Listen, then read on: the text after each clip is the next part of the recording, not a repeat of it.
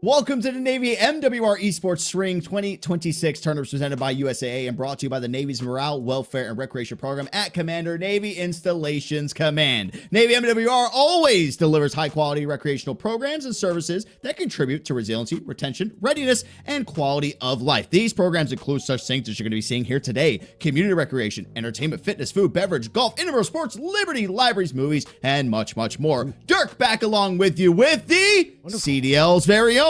It's Spaceman back in the fold here for our spring tournament. You get the tag now. I was so happy. It's the CWL duo this time, man. It is what should have been. Oh God, what was the event back then? Not Anaheim, but Miami. Oh, Orlando. I'm gonna go with that. Orlando. That's what Orlando. Also similar Florida.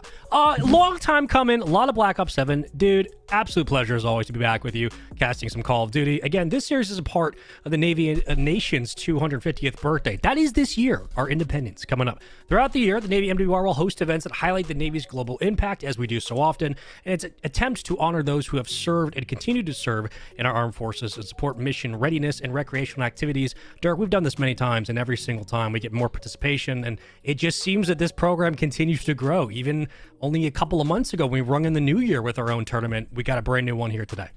Yeah, and now, like, there's no excuse to this point. Everybody knows how Black Ops 7 feels, plays. Right. They've touched it. They felt it. It's great, at least from what I'm seeing from some people. Obviously, I get I'm not in tune as much anymore on the professional side. I still see the GAs are a thing, and people are trying to ban this left and right. But like you said, all a part of the 250th birthday here of the United States. And of course, before we do begin today's tournament, we will take a pause for the national anthem.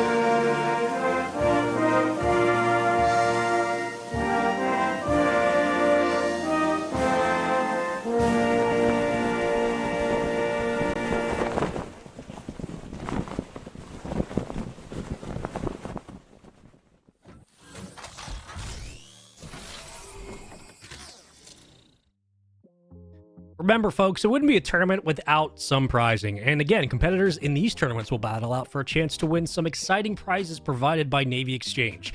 Each member of the first place team receives a $150 gift card. Second place prizing includes a $100 gift card. You guys have seen this before. In this series, we will also have a redemption bracket. Of course, time permitting, and the prizing for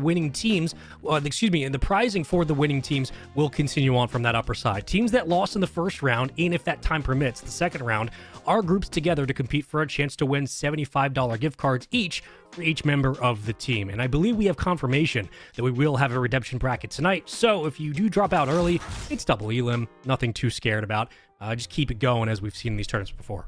Yeah, single elimination with the redemption bracket. The reason we say it's not double elimination, because that would mean if you make it all the way to that semifinals, you could drop down, but that's just not how things are going to be going. So keep your eye out on that first, and I believe the second round too. We'll wait for confirmation. No, first round, if you drop down, that's when the redemption bracket will also start. But it is going to be best of one, at least for round number one. And then as we continue on forward, so round two all the way up until our finals, due to us having 15 teams today, it is going to be best of threes the rest of the way. So we get we get hot and heavy with some quick respawn right off the jump in a best of one fashion. But let's go ahead and take a look at the teams that are going to be competing tonight. We got a little quick glimpse of the bracket. I mean, they've changed the names on us completely. I'm gonna be honest with you.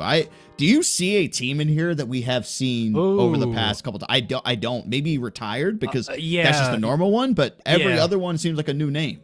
Retired Breakers, I want to say, does ring a bit of a bell. I do have some of my notes from the last time we did this. We had a lot of Paris goers. Regiment, of course, always has a different amalgamation of their team. We've seen No Hezi, Trav's Dream, NLAPD way back in the start of this year in January. That was for our last tournament between basically the Battle of Flameburg and everybody else. But I think across, no, it really, like, Riptide, I think I've seen them back in MW 2023, if memory serves, after we did our little trip to Hawaii. But other than that, no, this is a brand new field, but I'm sure very familiar faces are going to be infiltrating some of the matches tonight. So we'll be giving an update of the rosters, the stats, and the histories of some of these players. And again, thank you to all of them for showing up, and to our presenting sponsor, USAA. USAA proudly taking care of the military community and their families since 1922. No Navy endorsement implied, but a lot of Call of Duty on the docket tonight. Yeah, and like we mentioned, let's go ahead and touch up on the maps and what we're going to be seeing. So best of one, like we mentioned in round number one, it's going to be kicking off at Hardpoint. It's going to be on Den. Good luck. It's going to go by quick. You blink. Oh yeah, you blink. Dude, these have been be done. These early rounds, if we even go back to the two tournaments we've done before this, I mean, it was like we're getting like 250, 0, 100-point clubs. I don't know if we'll get that here, as we say every tournament, but these opening best of ones, Hardpoints, they're going to be brutal. They're just going to be one-sided, and for the most part, until around when it's round 2 or 3, and then things start to pick up. So it should be a very interesting separation of talent tonight. I'm excited. And then new map that's going to be coming into here. I know at least a new one for me. Might not be new for you, because you are our resident Call of Duty expert. Hardpoint on Sake. I don't think we had. Oh yeah, that. Brand new. Yep. Does that emulate any old map, so that way an old timer like me can just jump right and be like, hey, Clayster's hold the anchor back here with his crossbow? Oh god, it has. Yeah, I mean, it's got Treyarch flair. I don't know if I can specifically hark down a map. I would say maybe closest I would come is Cold War. I think at some point I'll pull a reference out from my brain as we jump into it tonight, and it'll probably remind me of like Garrison, but. No, for the most part, again, even the pros are still kind of getting accustomed to it. And that's the fun thing about, we really saw this start, if we want to get old school, we saw this start, and I think you could speak to this a lot better than I can. The first time I remember us bringing DLC maps into competition at some serious play was, I remember AW having that towards Orlando and Champs when they brought in the DLC maps at that point. And that's back like when Prophecy had Nagafin and Aches on the roster. I don't remember before that, though. If you can recall, did we ever have DLC maps come in pre-AW into our map pool? Because I love that that's a thing. I think that's great. Have a steady rotation and then add some additional ones. But I can't remember before that if we did. No, I don't think so, because Black Ops 2 was kind of set and solidified. They had the best maps right off the rip. Ghost was set. I know that there was rumors when some of the Black Ops 2 maps were dropping that they were going to try to, but none of them just made sense. That's when they were a lot more just like fun pubs maps. They weren't built for any type of competitive play. But yeah, AW, I know World War II, there was some that was brought in there too. Just I remember so specifically because I commented it was like a Red Reserve versus Team Envious on that bunker map in World War II. I remember commenting with a ton in person. But yeah, I think those ones they started introducing. But yeah, like Ghost had the exact same map pool. Black Ops 2 had the exact same map pool. Black Ops, did they bring Black Ops 3 maps? I want to say they did. I don't think they did. They brought remakes out in Black Ops 3 DLC. They did bring remakes. Yeah, they brought remakes back, but none of. We didn't see like a traditional. We didn't see raid. We didn't see standoff. Black Ops 3. I want to say Black Ops 3 was one of the rare times where we had a new title, but they didn't bring in a map in rotation. All this is just old history for folks who are wondering why we're yapping about it. But like, I forget that they literally was Black Ops 2 Ghost AW. So I think AW was the first time we saw kind of a mix-up in maps, which I think is great. There's been a variety of conversations recently as we wait for our first match to get underway around the competitive scene of is there a necessity to have maps change? And though you could try to split up the season into quarters or halves, I do think having a set pool of like, you have your raids, you have your dens, you have a great little map set that Treyarch puts out, and then introducing a brand new one every now and then. I think it's just a great addition. It keeps players on their toes. It makes the game more interesting. And as long as GAs exist, I think it's awesome to have something new. So especially for the players who competed in this tournament 2, 3, 4 months ago when we were here, now they get a chance to not only show us what they've been able to improve on the rotation we've had before, but what they're bringing to the table with this new map. And I'm excited. Yeah, I think with a game like Call of Duty that's not as extremely tactical as that of like a Counter-Strike or like a Valorant, I think you have to throw in different maps, because if you're not throwing in different maps, then you're going to be looking at throwing in different weapon buffs and nerfs, and I think that's going to throw the whole ecosystem even through more of a loop, where the maps you can kind of come up with your own thing. So I think it's nice to have that like core set, like give you 2 maps that are automatically going to be across like however many modes, and if there are some in DLC, especially now they've quickly realized, hey, this map was really good in Black Ops 2. How about we bring it back either as just that own standalone map, or it's going to be a remake of that map that we're going to be able to use too. So that's the one thing I do like about it, the additions of coming in. And I think if you're a professional, you got to be able to adapt, so it keeps the players on their toes, and they got to try to rework things and go about that too. But let's shift focus. I know that we're running into some lobby errors and stuff like that too. This is what, now our second tournament here of Black Ops 7. Do you think, in terms of the style of gameplay that maybe we saw when it first dropped, because I think we're a couple weeks in, maybe a month in before the game actually ended up coming out, and then now obviously we got months under our belt, is there anything different in terms of the weapons that we're going to see, strategies, things of those lines? It's still going to be pretty much, same weapons and stuff that we saw when it first came?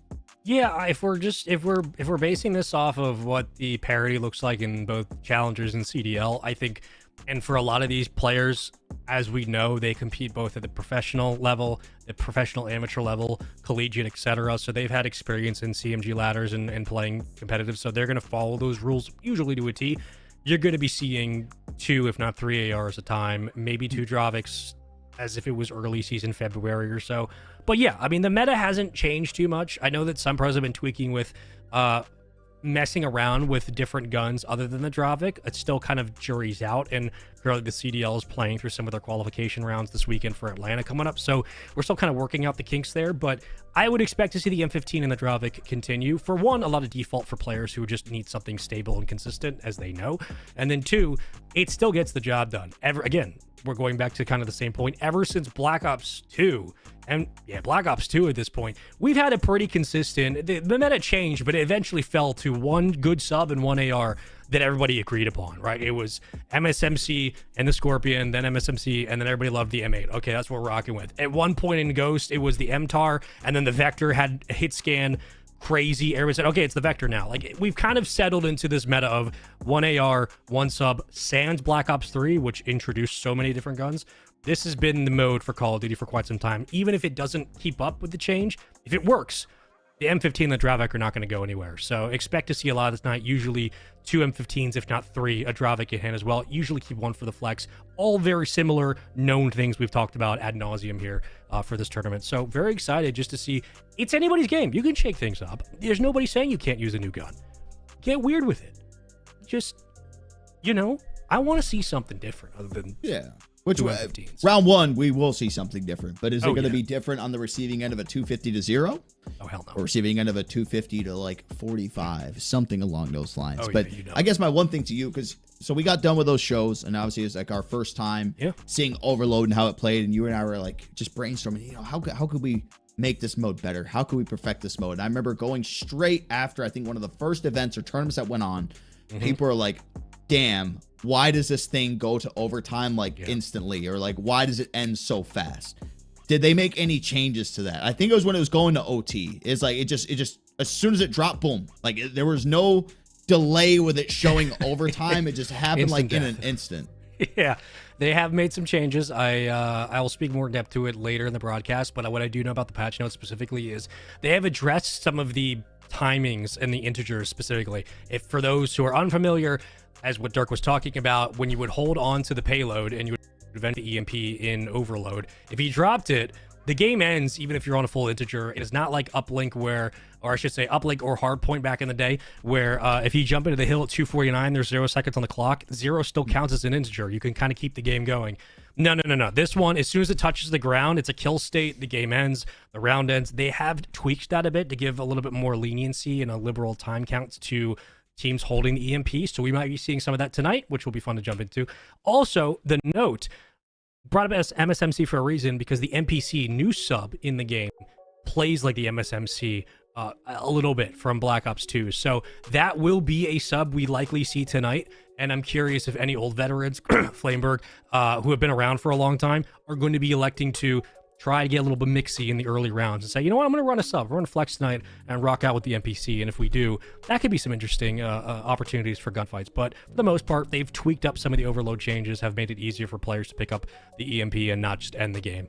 But other than that, not much has changed. And really, the game has continued to be really smooth. I mean, we said it back in January. We can say it again here. Like, Black Ops 7 is what I think a lot of competitors were waiting for Black Ops 6 to become. And it's just been a really, really great title for shooters who can shoot, players who want to be superstars and make plays in hardpoint. But it's very much a team-oriented game. You can't just come out and drop 60 and guarantee the win. It's not how it works.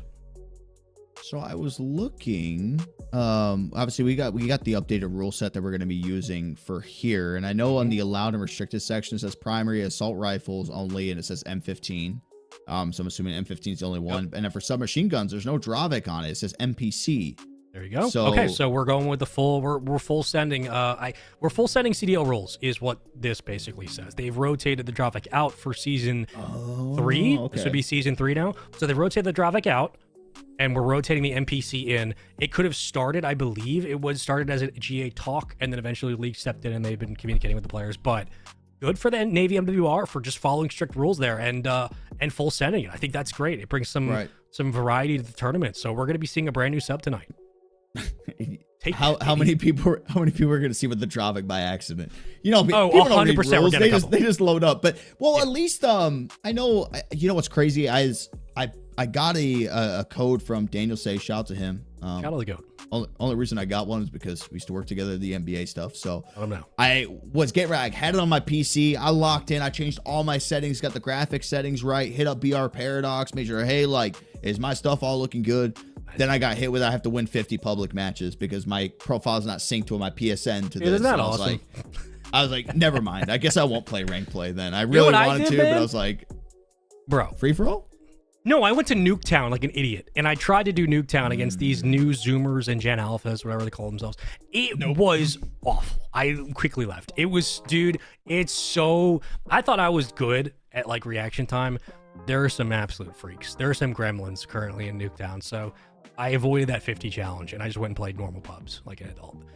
It was a great time. Yeah, which I'm telling you, on my there's like some ego in me that if I'm competing against people, like, give me on PC, give me my maximum best frames. settings. Yeah, exactly. I mean, I got like over 200 wins on my PlayStation account, but there was an issue. I mixed up my battle nets with the one I redeemed the code on. Oh, I've done that. And couldn't reverse it. So that's why I had it that way. So I was getting ready to like lock in, do all this, get ready to go. And then that ended up happening. I was like, okay, never mind. Just, it wasn't meant to be. It wasn't meant to be. But I still try to watch. I still try to keep up. But yeah, we know how it is. Private matches, at least when you used to set the CDL rules, it would restrict everything for you and let you know in a big glaring fashion, hey, this is banned. But I wish they would add into where it wouldn't let you start the game, because I think it still lets you, but it'll just pop up with the little triangle with the exclamation point and just say, back in the day, you couldn't even start the lobby, bro. It just said you're somebody using restricted items. Yeah, which was great. Like it forced everybody to do the math in the lobby, and somebody was getting outed. It was like the original Among Us. It was like, all right, who's using the band grip? Which one of you freaks is doing it?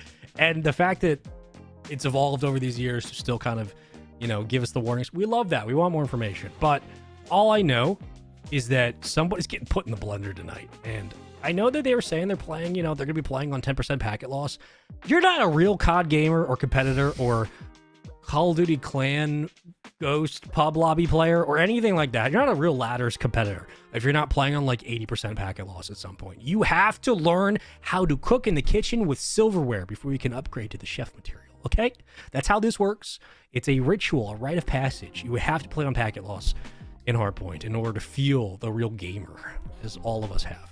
See, you talk packet loss and everything. I don't even know what a packet loss is. I just see it on my screen when I play, and I'm just like, Never heard the blow. Never know the blow. No. Who are you? You were the guy. You were the guy that you were the host we were migrating to. Okay, you had the lucky internet back in the day. We had to wait. Yeah, I mean, depending. Like when I was at my pinnacle of Call of Duty was when I was 14, 15 years old in Call of Duty World at War. My team, mods X something. We were number 2 on the ladder, but Team Vengeance was always number 1. Damn, oh my God, there's no way. S&D. Yeah, and so when I was that age, I was prime condition, but because we were from Europe, to make international phone calls, we had to have this thing called a Vonage hooked up to our router. So whenever my parents got on a phone call to family overseas, the internet completely went bye-bye every time. Oh my God. And then my brother would shut off the internet when he started lagging playing his game downstairs. Nice. So I got lucky once we got rid of the Vonage stuff and we upgraded our internet. Yes, I was the guy like, guys, I will take host. I'm central. No one's got to complain anymore about anything. Now it's gotten to a point where like, man, I'm East Coast. I'm not playing West Coast. Oh, I'm West Coast. I'm not playing East Coast. What, are you crazy? I'm barely playing. I'm East Coast. I'm not even playing East Coast. I would do anything. I can't believe you had Vonage on your line. That is how old they had to. Bro, that's wild. I forgot that was the thing. They get bought out by like Meta or Google or something. Probably Cisco or some one of the telecommunications now. Like when Skype was still starting to get going, I'm sure Vonage quickly bowed out. I mean, Skype was I didn't have TeamSpeak. That was too complicated. So Skype was all I could go with. But I can't believe microphone muted. Existed. Hey, wake up! Oh my God. Hey, wake up! Yeah, that was so advanced. I mean, like I would rather just get do and just know that I had to get on than muddy around in TeamSpeak. NPC is a better option in my opinion. Says somebody in chat. Pro Clutch, fair. Well, that just tells me you're a gamer. That tells me you're a legacied player of Treyarch titles. Because a lot of these kids came in during the Modern Warfare years. I don't know if they've ever used MSMC. So that nothing. You know what? The most satisfying weapon, as like I said, when you got to fill time, you talk about whatever you can. You know, that's right. Most satisfying feature, and kind of goes hand in hand with the weapon, was the paintball feature in Advanced Warfare. God, dude, yes, best feature they've ever made. Absolutely fantastic. So good. Seeing somebody get domed with a Morse sniper and seeing the little paintball fly out was a core memory of my 2014 summer. It was the best choice they made visually. Just paintball mode, especially in Hardpoint, in the sound queue, absolute dream. And amazing. But like, there's just something so satisfying about the sound of the ASM-1. Dude. It was insane. Like, it didn't shoot too fast. It didn't shoot too slow. It was right. It was perfect in between.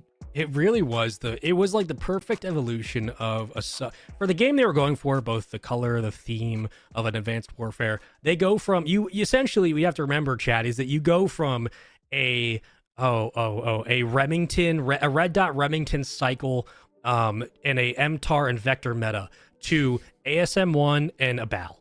And it's like you get a nice little balance between the ARs of Treyarch and the sub of a good MW3, like an MP7, and you bring in the ASM-1 and the BAL, and they just destroyed. Like, the straightest shot on the ASM-1 could compete with a BAL at range. It was such a oh God, those guns were I feel so old, man. Those guns were so good. Retreat Hardpoint had me in a chokehold. Oh, yeah. I still remember Solar like the back of my hand. That was a great map. Detroit was one of the more chaotic ones. I had like a love-hate with that map. Every time somebody would throw a ball over the rooftop and just let it sit there, I thought like we were gonna see fists fly on stage. I thought it was gonna be UMG Philadelphia all over again. Because what, you would throw it up there and it would be forced to do what, like, is it 5 or 10 second reset? It was a 10-second reset, which genius at the time. Terrible decision looking back, because it was score once and play cheese. Like, it's just unreal. But one of the greatest competitive titles of all time. And a lot of those youngsters who came up at that point are now considered veterans here today in Black Ops 7, which is wild to think about. So is there still anybody from Black Ops 2 that's actively competing? Ooh, wonderful question. Outside of Formal, which doesn't count, but it does technically. Or actually, no, Formal wasn't competing in Black Ops 2. No. I think even at amateur level, the closest is maybe Kismet, but I think that's it. I think our last OG to retire was Scump. And then when Formal left COD, that was, I think, the last of the OG. Then Clay retired, Graham retired, Karma's coaching, Slack retired. Yeah, I think everybody's gone from those days. So it's truly the advanced movement era is now the old ones, which is wild. I still remember, like, you know, we used to do like the PA organization stuff, like with all the show matches and showcase games that they used to do. And I remember so vividly in Black Ops 3 when I was just getting back into commentating again. And I just remember this guy named Simp, the Sick Jetpacker, playing. And I was so like mind blown because like, dude, this dude just crapping on everyone. That's the only way to put it. And then all of a sudden, like, now you see what he's doing. You're like, oh, I saw him in his grassroots phase of everything.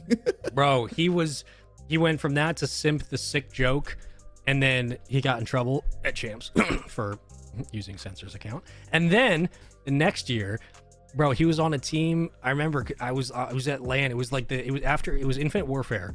He was going to locals in New Jersey. He was going to the ETG locals and to the NJ Rods. And he was going there and playing 2v2 S&Ds and just running the gauntlet on everybody. And then also playing 2v2, two man versus a team of 4 in S&Ds, and was also running the gauntlet. I forget his teammate at the time, but she was also very good, but she was just like, yeah, he's just going to kind of win these things outright. And he did. Right. He was on a team. I have a photo of Simp from an IW local. And we all knew at the time, like, okay, this kid's the next big one up. He's gonna have a great career. But he was on a team of Profizi, Pemby, and Phantoms at one point, and like Profizi, Pemby, and somebody else. Like, that's how old school local we're talking of. Simp was the newest one coming up, and he's playing with veterans of the challengers or the tier 2 scene at that point. Profizi and Pemby at fastball level. Like, that was where we were at one point. It's just, the kid's been around forever, and he's still kind of in his prime now, which is nuts. Oh god, we're so old. We're still waiting for the lobby to get going, folks. If you haven't noticed already. Yeah, well, Make sure the players are all good. That's the crazy part, is that whenever I see anything CDL now, I'll know some guys because of like their coaching and everything, and I'll know some players. It sucks being so out of tune with something at the professional level that I see so many names and I'm like, who is this? And I can never comment on anything Call of Duty because I'll just get cooked for it. You know, no, bro, you got the instinct. There's still some stuff. There's still some players you see. You're like, you were born yesterday. I don't know where you came from. Everybody else though, you've seen them around. I know you. I know your brain. I know you've seen them. I've seen them at some point. I've seen them either in a public lobby. You were gunning them in ranked. I saw it. I played ranked with you. Remember, I can't play ranked. I got my 50 wins. I have my 49 wins, and I couldn't. I'm done. I'm not doing the last one. I did try doing the same thing you did, and I was like, Nuketown might be the quickest thing. No, tried doing free for all. Couldn't find a free for all game. And then I got 5 wins under my belt, and I was like, yeah, I don't want to do this another 45 times. Bro. Oh, I forgot till you just triggered the memory. I got through my wins. I went to play ranked, and I kept getting hit with like secure boot must be enabled, and I kept secure booting my PC, and they wouldn't let me in. Secure boot? You have to. It's like a licensing security process for your motherboard that basically says if a program wants to have access to the motherboard, it can, and like if the PC is going to restart, it doesn't go through certain operations. It's a whole big shebang. I gave it access to the whole shebang. And it's still, I followed all the rules on Reddit. I still would not let me into ranked because it just wouldn't recognize it on the hardware. So I was this close to playing my first ranked match. And alas, God said no. You're going to watch, buddy. So, I was about to say, you got to take that as a sign at that point. Just you straight did up. Everything you need to do to get past their not impossible wall, but their annoying wall for it. And then you get hit with that to close all like, the you know what? out. I'm going to boot up the 360 and just play some Black Ops 2. You know what? Gonna play some plutonium. Shout out. You know what? I have Steam open on my computer. I've been contemplating downloading World at War because I have it on there to play it again. But I know it's just, hey, don't tell me. Come on now. You're invited if you come on now. We're gonna run castle. Come on now. I was gonna Get us pull in. out the. I can't even remember what's the big sniper in that one that mimics like a 50 cal. What's it called? I can't remember. It's not the PS1, is it? Look it up before we go to. Actually, should we just? We'll do a reveal after break. We're gonna toss it to break while we're still waiting for everybody to get into these games. Just run into some little hiccups, but hopefully when we do come back on the other side, we'll finally be able to kick off our 2026 Navy MWR Spring Tournaments. Don't go anywhere.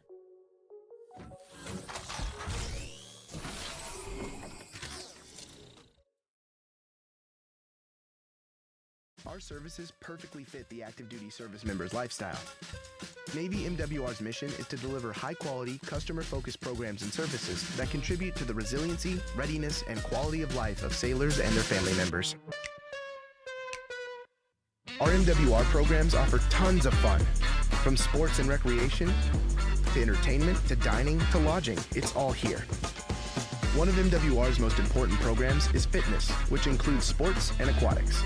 Installation fitness programs include fitness centers that support the recreational and occupational fitness and conditioning needs of sailors. Our centers feature various cardio and weight training equipment, basketball and racquetball courts, and group exercise option.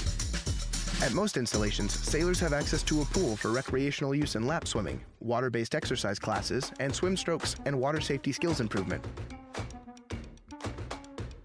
Navy MWR's trained fitness professionals also deliver educational classes, such as fundamental nutritional fitness via Mission Nutrition, safe dietary supplement use through Operation Supplement Safety, and planning healthy meals using the Meal Builder. Our sports programs feature facilities and spaces for self-directed and informal sports. The Intramural Sports Program offers Captain's Cup and individual and team leagues, tournaments, and events.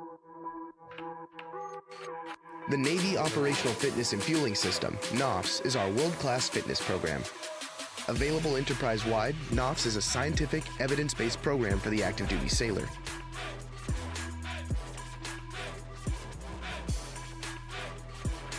The Operational Series, Strength and Endurance Series, and Sandbag Series offer a readily available and standardized fitness program that removes the guesswork and helps sailors reach their optimal level of operational readiness. Additionally, sailors can build healthy meals using the NOFS app, an easy way to understand both what and how much to consume at each meal. The NOFS Meal Builder supports weight loss, muscle gain, and weight maintenance through recommended calories. NOFS training sessions and education are provided by certified MWR fitness professionals throughout the fleet, online at navyfitness.org and via the NOFS mobile app. Mission Nutrition is a standardized, science-based nutrition education course conducted by certified MWR fitness professionals. The course provides sailors with information on nutrition topics and ways to improve their eating habits and overall health. Sailors who possess the athletic skills to compete above the intramural level in team or individual sports have the chance to represent the Navy at higher-level athletic competitions through the Navy Sports Program. All Navy teams participate in the DoD Sports Program and compete in the Armed Forces Sports Championships. The Navy Sports Program fields all Navy teams in bowling, cross-country, wrestling, basketball, soccer, triathlon, volleyball, softball, golf, rugby, and marathon. The Community Recreation Program engages sailors by providing recreational programs and services in outdoor recreation, discounted tickets to local attractions, leisure skills development classes, recreation equipment rentals, and more. The Liberty Program offers junior sailors a place to discover new leisure interests, use computers, play video games, watch movies, participate in local activities, and trips to explore the local area.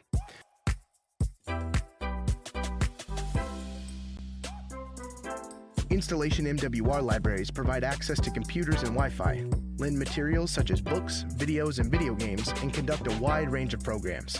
DoDMWRlibraries.org provides 24/7 access to ebooks, audiobooks, music, test prep, and more, all free of charge.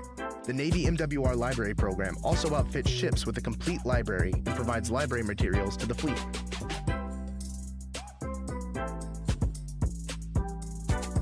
Navy MWR Esports is a community recreation initiative designed to provide entertainment and recreation opportunities and provide top-quality esports competitions to the Navy community. Information on our MWR programs and services is as close as your smartphone, tablet, or computer at www.navymwr.org. Here you can find all things MWR. This site also has links to all Navy installation MWR websites so that you can get all the local, up-to-date MWR information on events, movie showtimes, purchase tickets to local attractions, and more.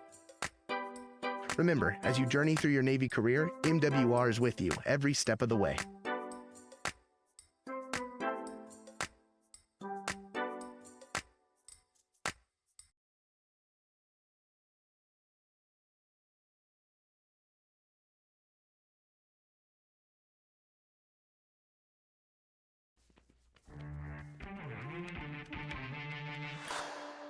Are you ready?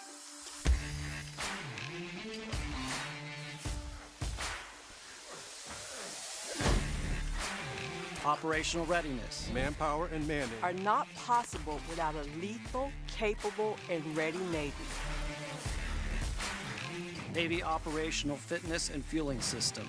NOFS is an evidence-based, Human Performance System. Providing fitness and nutrition guidance. Designed to build resiliency and durability.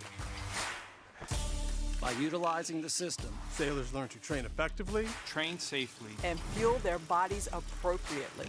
NOFS improves operational performance.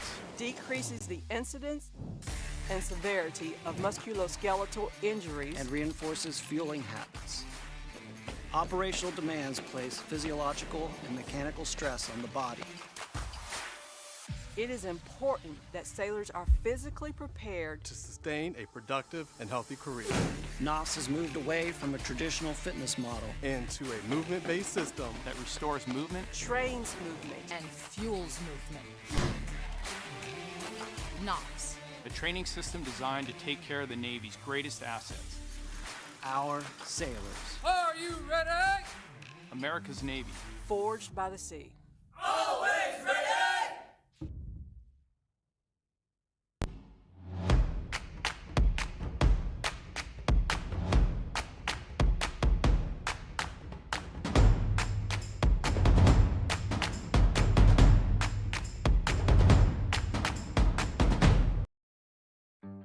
This year, make your next getaway a Navy getaway.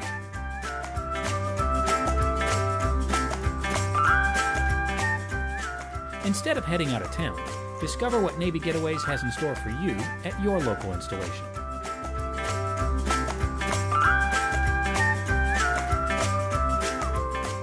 Make it a great getaway. Navy Getaways. Stay, play, and relax. Navy Morale, Welfare, and Recreation can help your business build brand awareness through our exclusive military market. We offer a variety of customizable sponsorship and advertising packages through Navy MWR promotions, events, and digital platforms at installations around the world. Come make an impact on the lives of service members and their families, all while earning a measurable return on your investment. Find out more at navymwr.org/sponsorship.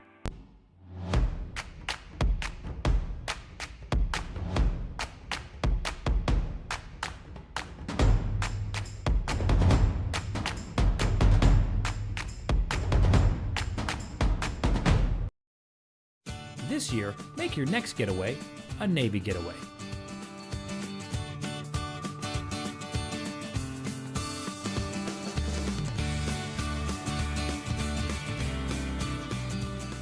Instead of heading out of town, discover what Navy Getaways has in store for you at your local installation.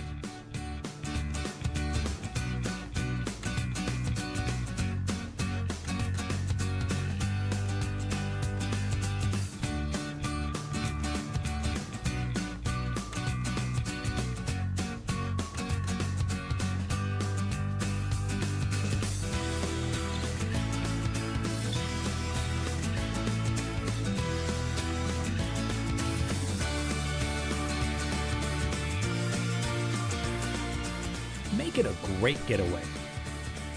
Navy Getaways. Stay, play, and relax.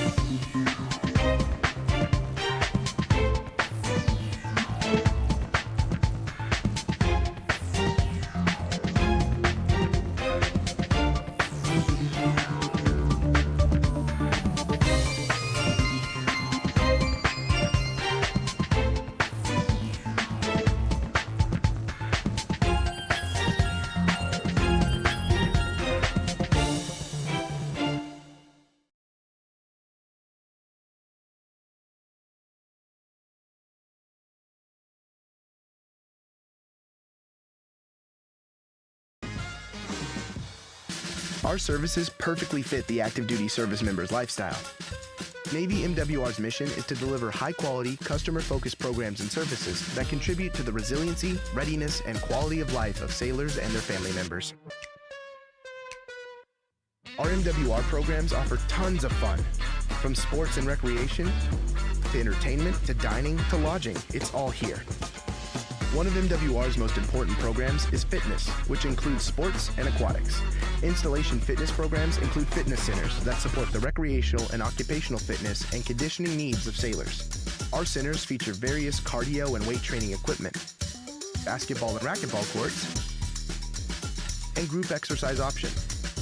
At most installations, sailors have access to a pool for recreational use in lap swimming, water-based exercise classes, and swim strokes and water safety skills improvement.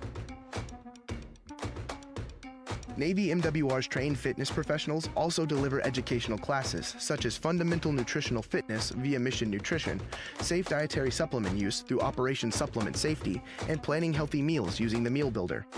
Our sports programs feature facilities and spaces for self-directed and informal sports. The intramural sports program offers Captain's Cup and individual and team leagues, tournaments, and events. The Navy Operational Fitness and Fueling System, NOFS, is our world-class fitness program. Available enterprise-wide, NOFS is a scientific, evidence-based program for the active duty sailor.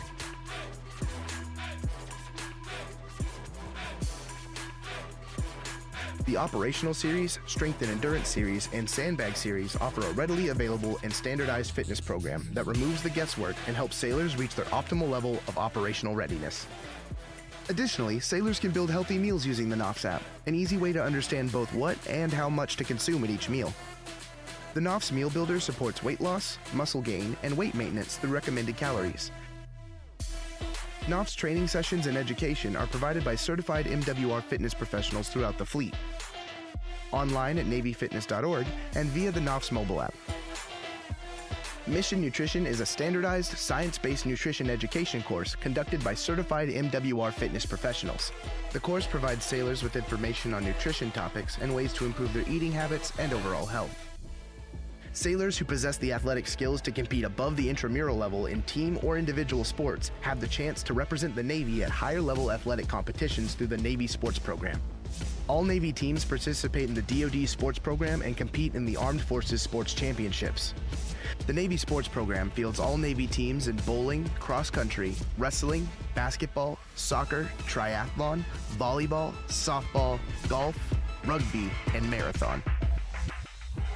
The Community Recreation Program engages sailors by providing recreational programs and services in outdoor recreation, discounted tickets to local attractions, leisure skills development classes, recreation equipment rentals, and more. The Liberty Program offers junior sailors a place to discover new leisure interests, use computers, play video games, watch movies, participate in local activities, and trips to explore the local area.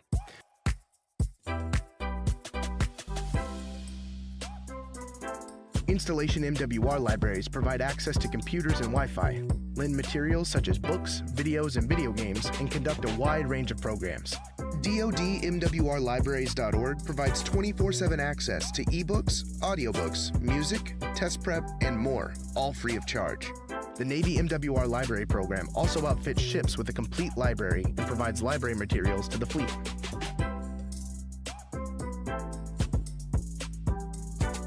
Navy MWR Esports is a community recreation initiative designed to provide entertainment and recreation opportunities and provide top-quality esports competitions to the Navy community. Information on our MWR programs and services is as close as your smartphone, tablet, or computer at www.navymwr.org. Here you can find all things MWR. This site also has links to all Navy installation MWR websites so that you can get all the local, up-to-date MWR information on events, movie showtimes, purchase tickets to local attractions, and more. Remember, as you journey through your Navy career, MWR is with you every step of the way.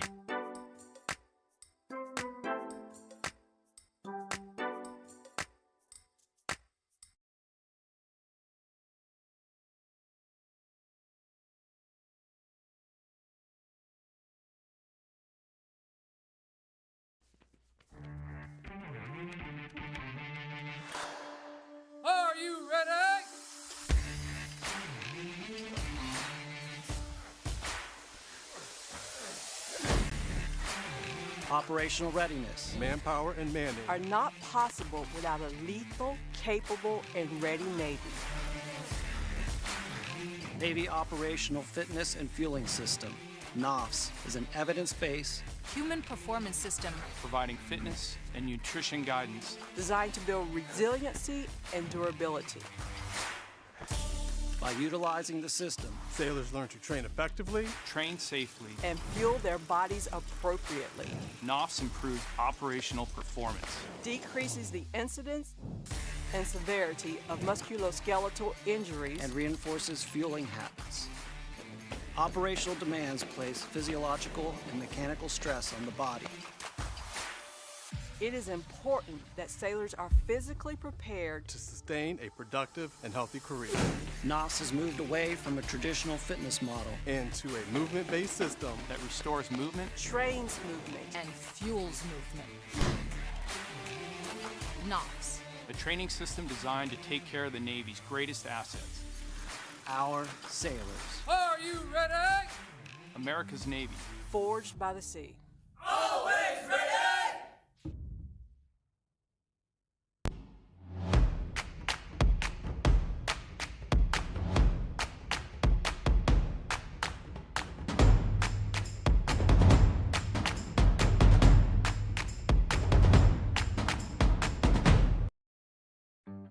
This year, make your next getaway a Navy getaway.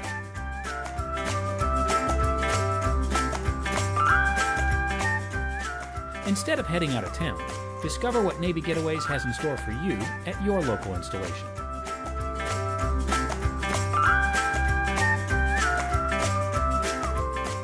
Make it a great getaway. Navy Getaways. Stay, play, and relax. Navy Morale, Welfare, and Recreation can help your business build brand awareness through our exclusive military market. We offer a variety of customizable sponsorship and advertising packages through Navy MWR promotions, events, and digital platforms at installations around the world. Come make an impact on the lives of service members and their families, all while earning a measurable return on your investment. Find out more at navymwr.org/sponsorship.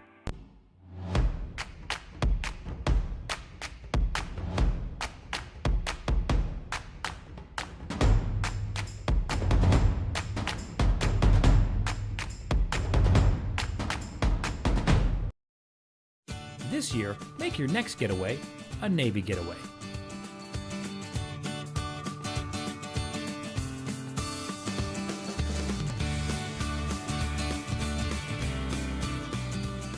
Instead of heading out of town, discover what Navy Getaways has in store for you at your local installation.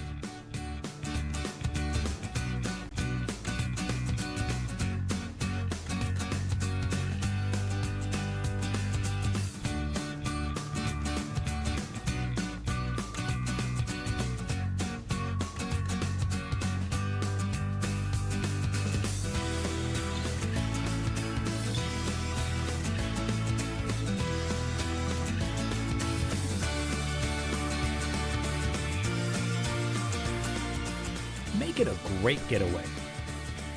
Navy Getaways. Stay, play, and relax.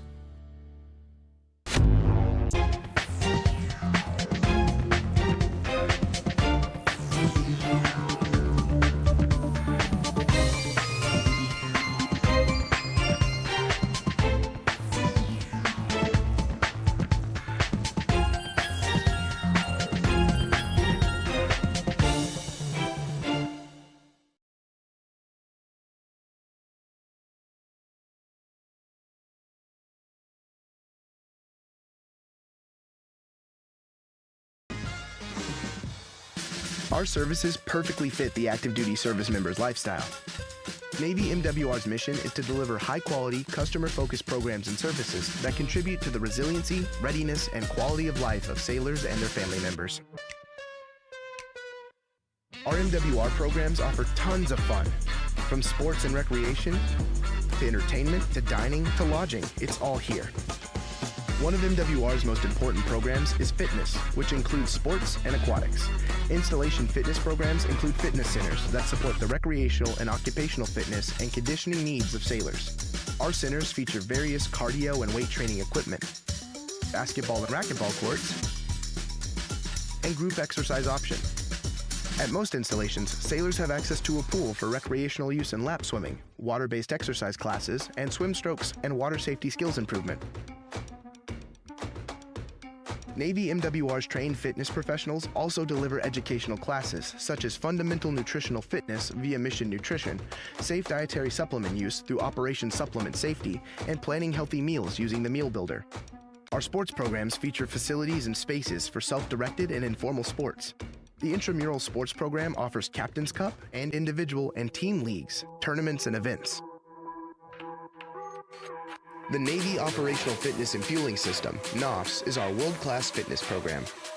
Available enterprise-wide, NOFS is a scientific, evidence-based program for the active duty sailor.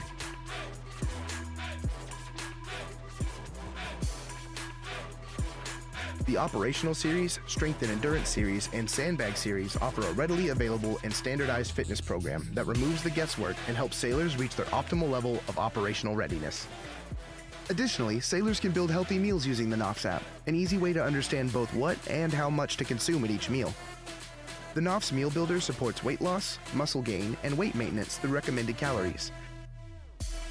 NOFS training sessions and education are provided by certified MWR fitness professionals throughout the fleet, online at NavyFitness.org and via the NOFS mobile app.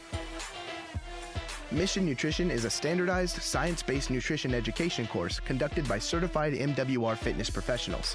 The course provides sailors with information on nutrition topics and ways to improve their eating habits and overall health. Sailors who possess the athletic skills to compete above the intramural level in team or individual sports have the chance to represent the Navy at higher-level athletic competitions through the Navy Sports Program. All Navy teams participate in the DoD Sports Program and compete in the Armed Forces Sports Championships. The Navy Sports Program fields all Navy teams in bowling, cross-country, wrestling, basketball, soccer, triathlon, volleyball, softball, golf, rugby, and marathon. The Community Recreation Program engages sailors by providing recreational programs and services in outdoor recreation, discounted tickets to local attractions, leisure skills development classes, recreation equipment rentals, and more. The Liberty Program offers junior sailors a place to discover new leisure interests, use computers, play video games, watch movies, participate in local activities, and trips to explore the local area.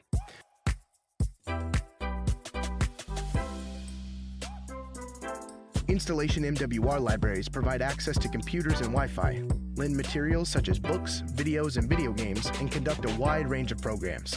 DoDMWRlibraries.org provides 24/7 access to ebooks, audiobooks, music, test prep, and more, all free of charge. The Navy MWR Library Program also outfits ships with a complete library and provides library materials to the fleet.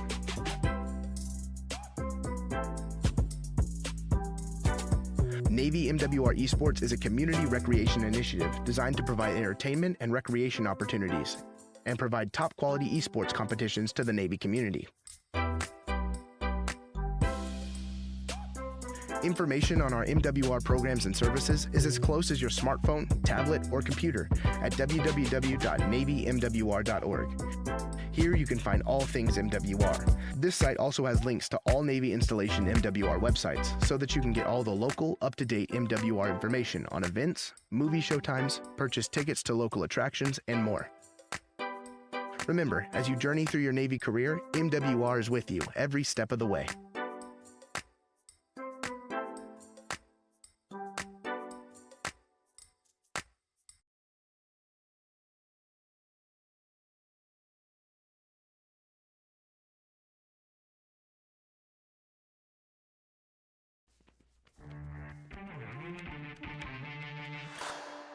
Are you ready?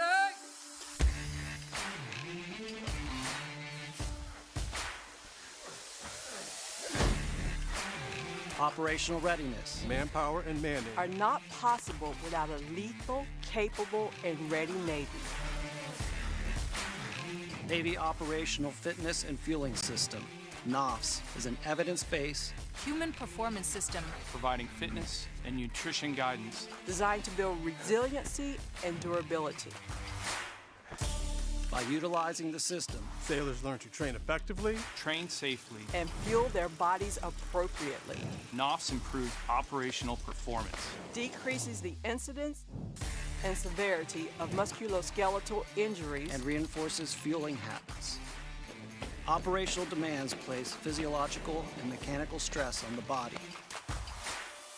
It is important that sailors are physically prepared to sustain a productive and healthy career. NOFS has moved away from a traditional fitness model into a movement-based system that restores movement, trains movement, and fuels movement. NOFS. a training system designed to take care of the Navy's greatest assets.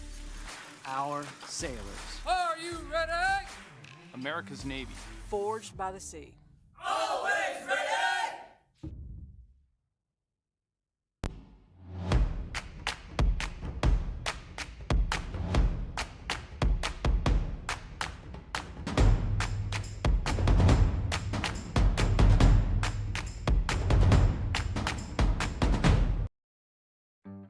This year, make your next getaway a Navy getaway.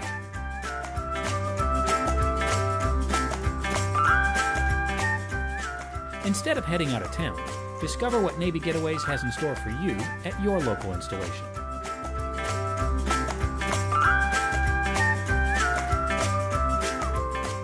Make it a great getaway. Navy Getaways. Stay, play, and relax. Navy Morale, Welfare, and Recreation can help your business build brand awareness through our exclusive military market. We offer a variety of customizable sponsorship and advertising packages through Navy MWR promotions, events, and digital platforms at installations around the world. Come make an impact on the lives of service members and their families, all while earning a measurable return on your investment. Find out more at navymwr.org/sponsorship.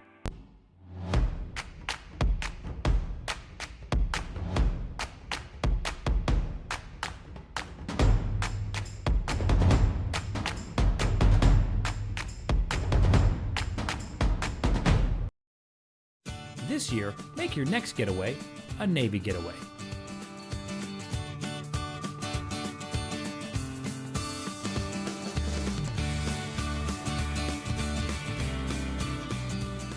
Instead of heading out of town, discover what Navy Getaways has in store for you at your local installation.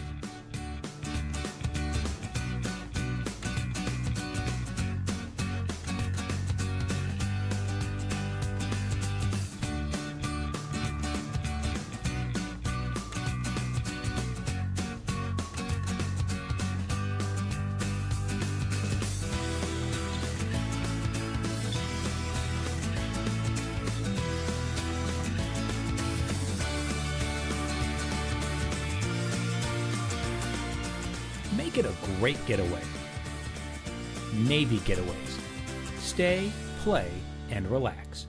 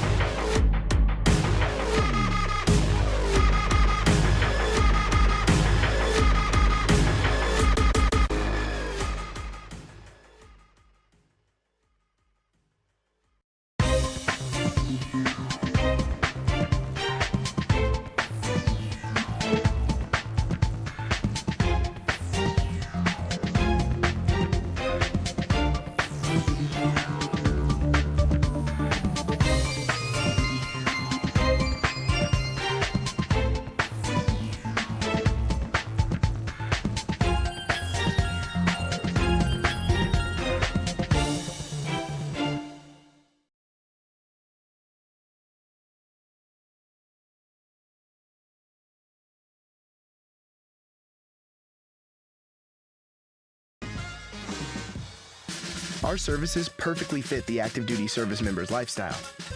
Navy MWR's mission is to deliver high-quality, customer-focused programs and services that contribute to the resiliency, readiness, and quality of life of sailors and their family members. Our MWR programs offer tons of fun, from sports and recreation, to entertainment, to dining, to lodging. It's all here. One of MWR's most important programs is fitness, which includes sports and aquatics. Installation fitness programs include fitness centers that support the recreational and occupational fitness and conditioning needs of sailors. Our centers feature various cardio and weight training equipment, basketball and racquetball courts, and group exercise options. At most installations, sailors have access to a pool for recreational use in lap swimming, water-based exercise classes.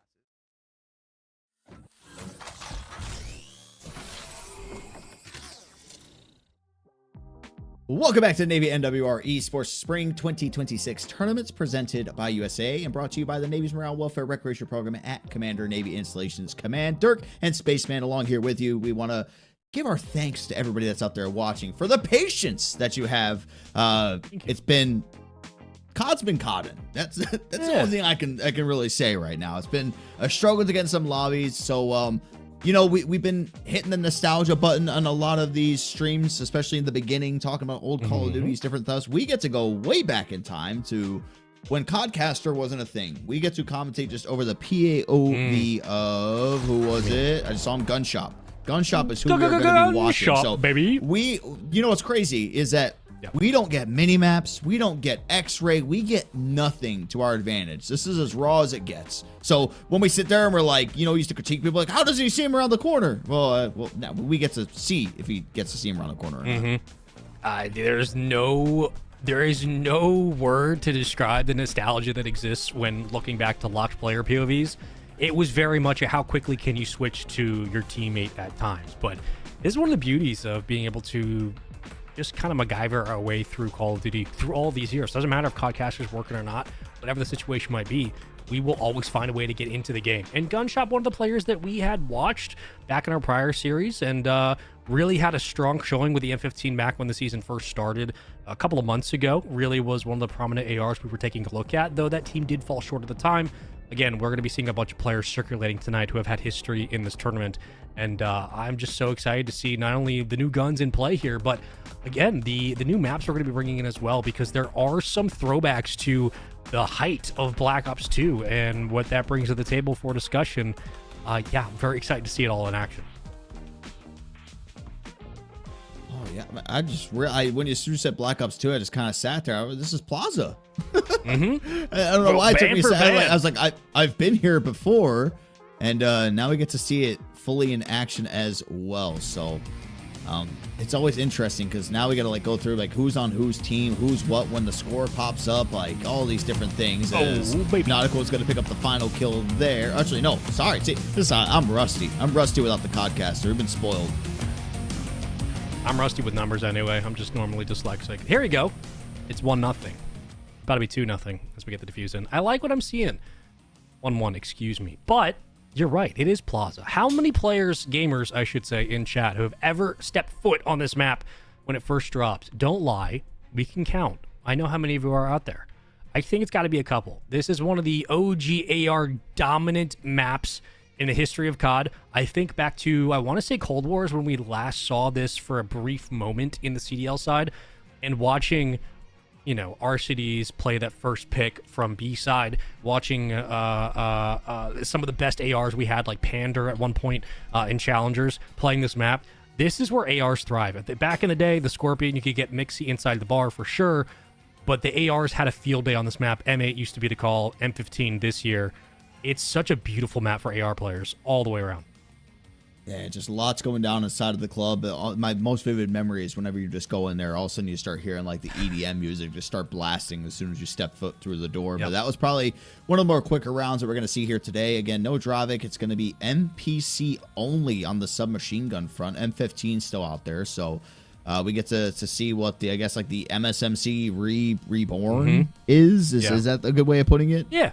I mean, it's basically how it looks. It's how it's intended to shoot. It kind of shoots more like a weakened Vector, I want to say. It doesn't have the same kind of rate of fire and I want to say like a close proximity punch that the MSMC did back in the day, like the short range to mid range of the MSMC in Black Ops 2 was almost a guaranteed walk win. It was one of the hardest guns to take down if you had a gunny on their side. The only way to really compete was the Scorpion, and map specific at that. But yeah, this one's pretty close to like a standard vector. I mean, it's really tough to remake the old gun, but the NPC in the right hands can be just as effective, as we saw Gunshot pick up 2. Teammates clean out the rest, and so far so good as we tie ourselves up at 2 apiece. This is going to be a really fun one, but yeah, this map brings back so many memories, and for playstyles as well, for knowing how Flex has evolved in Black Ops 7, for how subs have been able to, again, stay at the top of their game throughout the last couple of years of COD. This is a very, very well-orchestrated map for years and brings a lot of nuance to Black Ops 7 that I think the sub players will enjoy quite a bit, because most of the maps so far have been AR heavy. Seen lots of A pushes, as you might expect, but now we'll finally get something going over here towards the B side. Taking their time, moving around. Question is the other team hip to her, or do they just go all in on the club side? It might look like it's been that way, so B might be opened up a little bit. Got to deal with some awkward angles here, though, on the jump up. Nothing here so far. It looks pretty clean. Just got to be worried about one in the middle, but they do have a life advantage in favor of the blue team. Yeah, Nautical actually got caught pretty late in this first hit of this round, so means positioning is certainly there for both teams. Gunshot successful on the flank. Everybody working out. 3v2 in favor of the boys in blue. And a good spot right now for Nolka to be in. I mean, it's a heady for sure, but with an M15, you have a reposition available as well, and being able to hit a wall jump away gives you a lot of resources and real estate in this round. Another kill for Gunshot. So good in the opening start. And the flank's picked up. Bane finds the trade 1v1. Oh, not really sure what happened. I'm just making noise. It's a little awkward when we went back there. And we'll see the final sequence here. He got stuck prone behind the bomb there for a moment. Maybe thought that he had a different angle to where he could at least survive just a little bit longer there. But Bane doing a good job of staying disciplined. Hit those first initial shots. That was the key part to being able to finish that one off. Team Yell. I don't know who's Riptide and who's Terror. I don't know. Is it Gunshop is Riptide? I am currently getting the names and teams sorted. I believe that Riptide is Gunshop and company. Yes. Okay. Wow, what just happened in this round? I quickly looked to my left just to try to verify something, and it's already a 2v1. You know what the best IGLs in the game would say? Just shit happens. 2v1. Figure it out. Lock in. Dude, you talk about EDM music in that site. The first thing I would hear is the EDM and then the flash nades going off. The stuns in that room.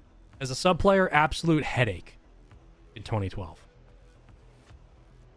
Oh, some crispy shots. Yeah, as soon as you hear the music blasting, it would be followed up by all these different stuns, nades, you name it.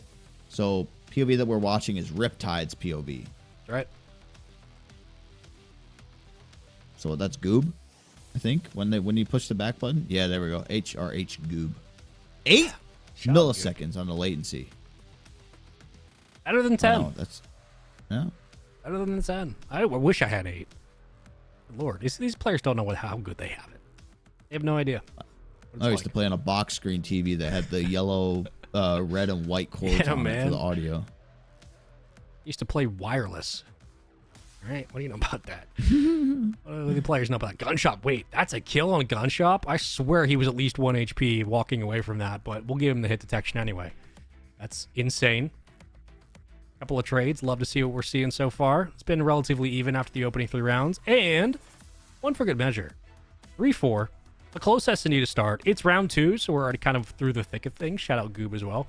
But yeah, kind of what we expected as this tournament series evolved over the years, and especially this season, was just at some point it's not going to be 250-0 anymore. It's not going to be 6-0s. It will be close. And now we're up to round 2 where that's becoming possible. So already a good start. And a lot of back and forth. We'll see how things potentially change up here in this round. One going to be sent over to A. Will be the perfect time on the attack for Team Terror to try to make something happen. Oh, I didn't even got to hear the audio to be able to know that everything's popping off over there inside of A. Or maybe not, because everything's going on the other side of the map. Bro, we don't need audio to know exactly what's happening in that site and then where the subs are going to be on the other side. If it's a 2-2 split, I know where we're posted up. I know exactly what's getting thrown down today. I know where people are going to be. I know exactly what the anchor is supposed to do in this spot. 2v2, not a terrible position to be in, really. Again, not a lot of eyes. I'm not sure how much util did connect today, but you got to suspect that at least a scout is around, and, well, with that information given away.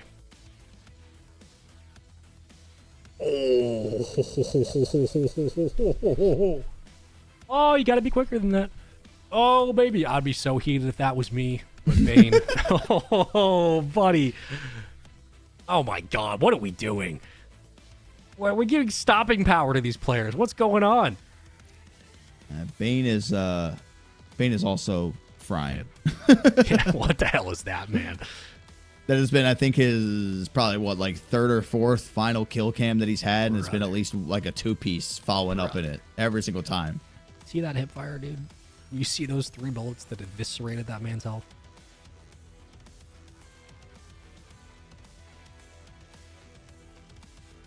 Kind of like this. Show me something, Goob. Show me something, Goob. Yeah, it's a vibe. It's not quite what they would play in the club. Oh my goodness, the timing could not be worse. The Goob got caught. Hate to see it. Teammates are helping, though. Quite a bit. Again, odd situation turns into a positive. Once more, 2v1, 3v1 situation where Riptide are unable to find the clutch, and Nolka and company continue just to find success on these outer edges. The subs have been putting in work outside of the Goob fall. Monster Jokes and Nelka have picked up the slack on the back end. They haven't fallen off the first fight. So how many times do we see a 4v3 turned into a 3v1, 3v2, where both subs are still up? That's a pretty good recipe for success here, and the best of one. Team Terror. Ooh. Tickle me. Maybe they will once they hit the 6. I like that. Nades will go off over here inside of A. More shots going to be rained down through the wall. Goob just playing it slow for now. Wonder if a double push might be coming. No, Nade does hit. Didn't do much. Actually, did no damage to him. He's still at 100%. Probably got what are the new schoolers call? I call it flak jacket. Yeah. I'm still calling it flag. Look at the subs on the top of the map. They're moving. Oh, they're trying to get in position. Get in there faster, baby. There goes Larkin. He finds Bane. Follow up there. Great little pinch. Great little pick. Nolka for 2. The follow-up gun shop. Last alive, and that will be the game. The route was forming. Literally, as you were talking about the wind-up into sight, 2 green arrows on the minimap, both subs for Team Terrors. Going full speed, Usain Bolt around the end. Excuse me, Spaceman. We got around 11. I keep looking at the circles on the left, and I feel like it's not matching up properly to the team that we're looking at. I'm so confused. I've done it like 4 times now where I've looked at it. I was like, wait, it says 3v2, but there's only 1 player up for this team. Yeah, COD UI. It's a whole thing. We do around 11. Straight up, just looked like an absolute rocking win. But I'll take an 11. First one of the night, baby. Come on. We got. It was worth the wait to be able to get to this point, and it will be Goob on the defensive. Nothing over at A just yet. Nothing crossing over towards the middle. Nobody's taken at this time. And he'll try to get a little bit more aggressive over here towards the middle. Try to get a different sight line. Did just see a nade go off there. And Trophy Systems in, so that gives them all the intel they needed. There's an A push. You're setting the AR second. Your plan better be to have a wing, and they do. Second sub will be in position. Great nade over the bar. Picks up Justin. Goob, you absolute maniac. Bane tries to clear off the back line, and Bane does. Oh, Bane finds a 2, and Gunshot finds a 2. Oh, baby. Oh, it all falls apart inside the club. They tried to get so excited. They really thought they were pulling tonight, but nope. Shut down by the bouncer. Ooh, gun shop. Big 2-piece. Bane. Better reaction time. Oh, my word. Wind up to nothing. Good Lord, gun shop. I mean, that's just a round. That felt like a round 3. What are we doing? What is going on? That should have been Riptide's search and destroy take. They had everything going their way, and then there's nothing more of like an oh crap moment in COD when you're YYing and you run and you see somebody immediately just come around the corner. But that's all it took. The bodies were down, but Gunshop and Bane able to close out. Bane MVP. I know we didn't get a crazy POV of him throughout the entire time, but we saw enough in the kill cam perspective from we had there. But let's show it to our replay so we can recap everything that we just saw. Back and forth affair. Round 11 used to be rare in these competitions, but now they are spread around like Oprah giving away prizes at one of her shows. We got our replays, obviously, presented by USAA. You get an early flight. You get an early flight. Everybody gets out of here by 11. Somebody says, Goob has not played that map. Yeah, we can tell. Bro's still shooting. I'm just kidding. Goob's an absolute freak, man. I don't care what map you put Goob on, bro. That dude's going to shoot. All right, we've seen him for now, at least in my recollection, 2 Navy MWRs. But I've never questioned the Goobmeister. All right, if you're getting Goobed on, just sit back and figure it out. Stuff. What's wrong, man? Blockhead. All right, we got. I saw your. Dude, I was so confused. I thought your shirt said Dota with a question mark on it, but it says Dota 2 on there because it was covered up with your mic. So it's totally. Like, what are you asking me? Dude, it says COD 2. What are you talking about? It totally says COD 2, bro. Of course. The COD 2, big red one, right? Yeah, absolutely. Yeah, he shoots. Played with them at LAN. You can't be getting exposed by your LAN teammate in the chat talking about you don't play the maps, but you do shoot. I respect that though. Listen, if my teammate could not play the map but could shoot straight, I would treat them like a young Dashie. I'd be like, look, just get in the lane and I'll point you in the right direction. Just like make sure you shoot things that move. Because that works. Goob's a demon. All right, into map 2. Gotta shake it off.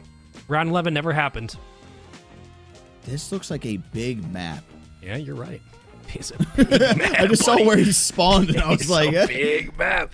It's like no Scar. Yeah, it's a big one. This is a big map. This one we talked about earlier, Sake, that it kind of feels like a mix between, I'm not kidding, like Retreat, Hardpoint with some of the open areas in the hills, and I had the map from like Black Ops 1. It's a bit of Retreat and it's a bit of Ascension from Black Ops 4.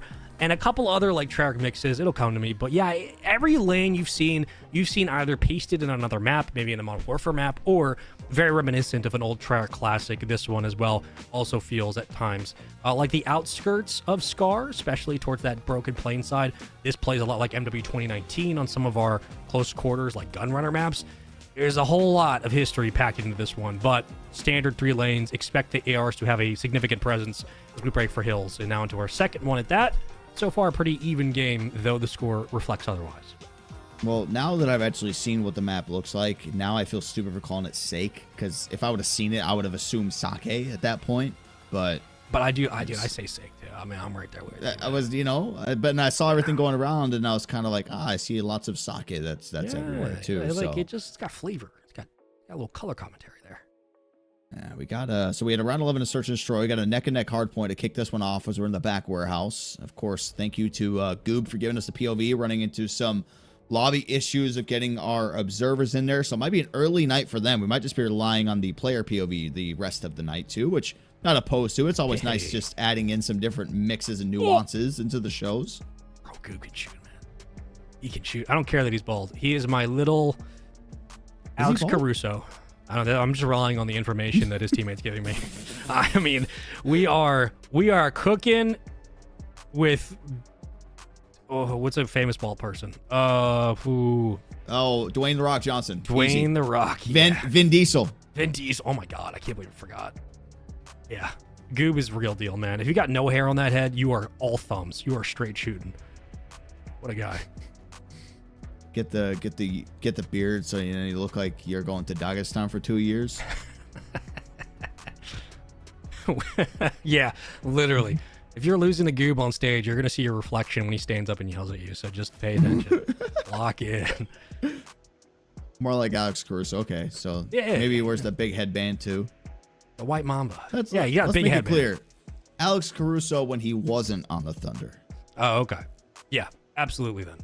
I am on the Thunder hate train, so that's why I say that. Late Lakers, now Bulls. Alex Caruso is a different animal. Okay, that's what we call an apex predator.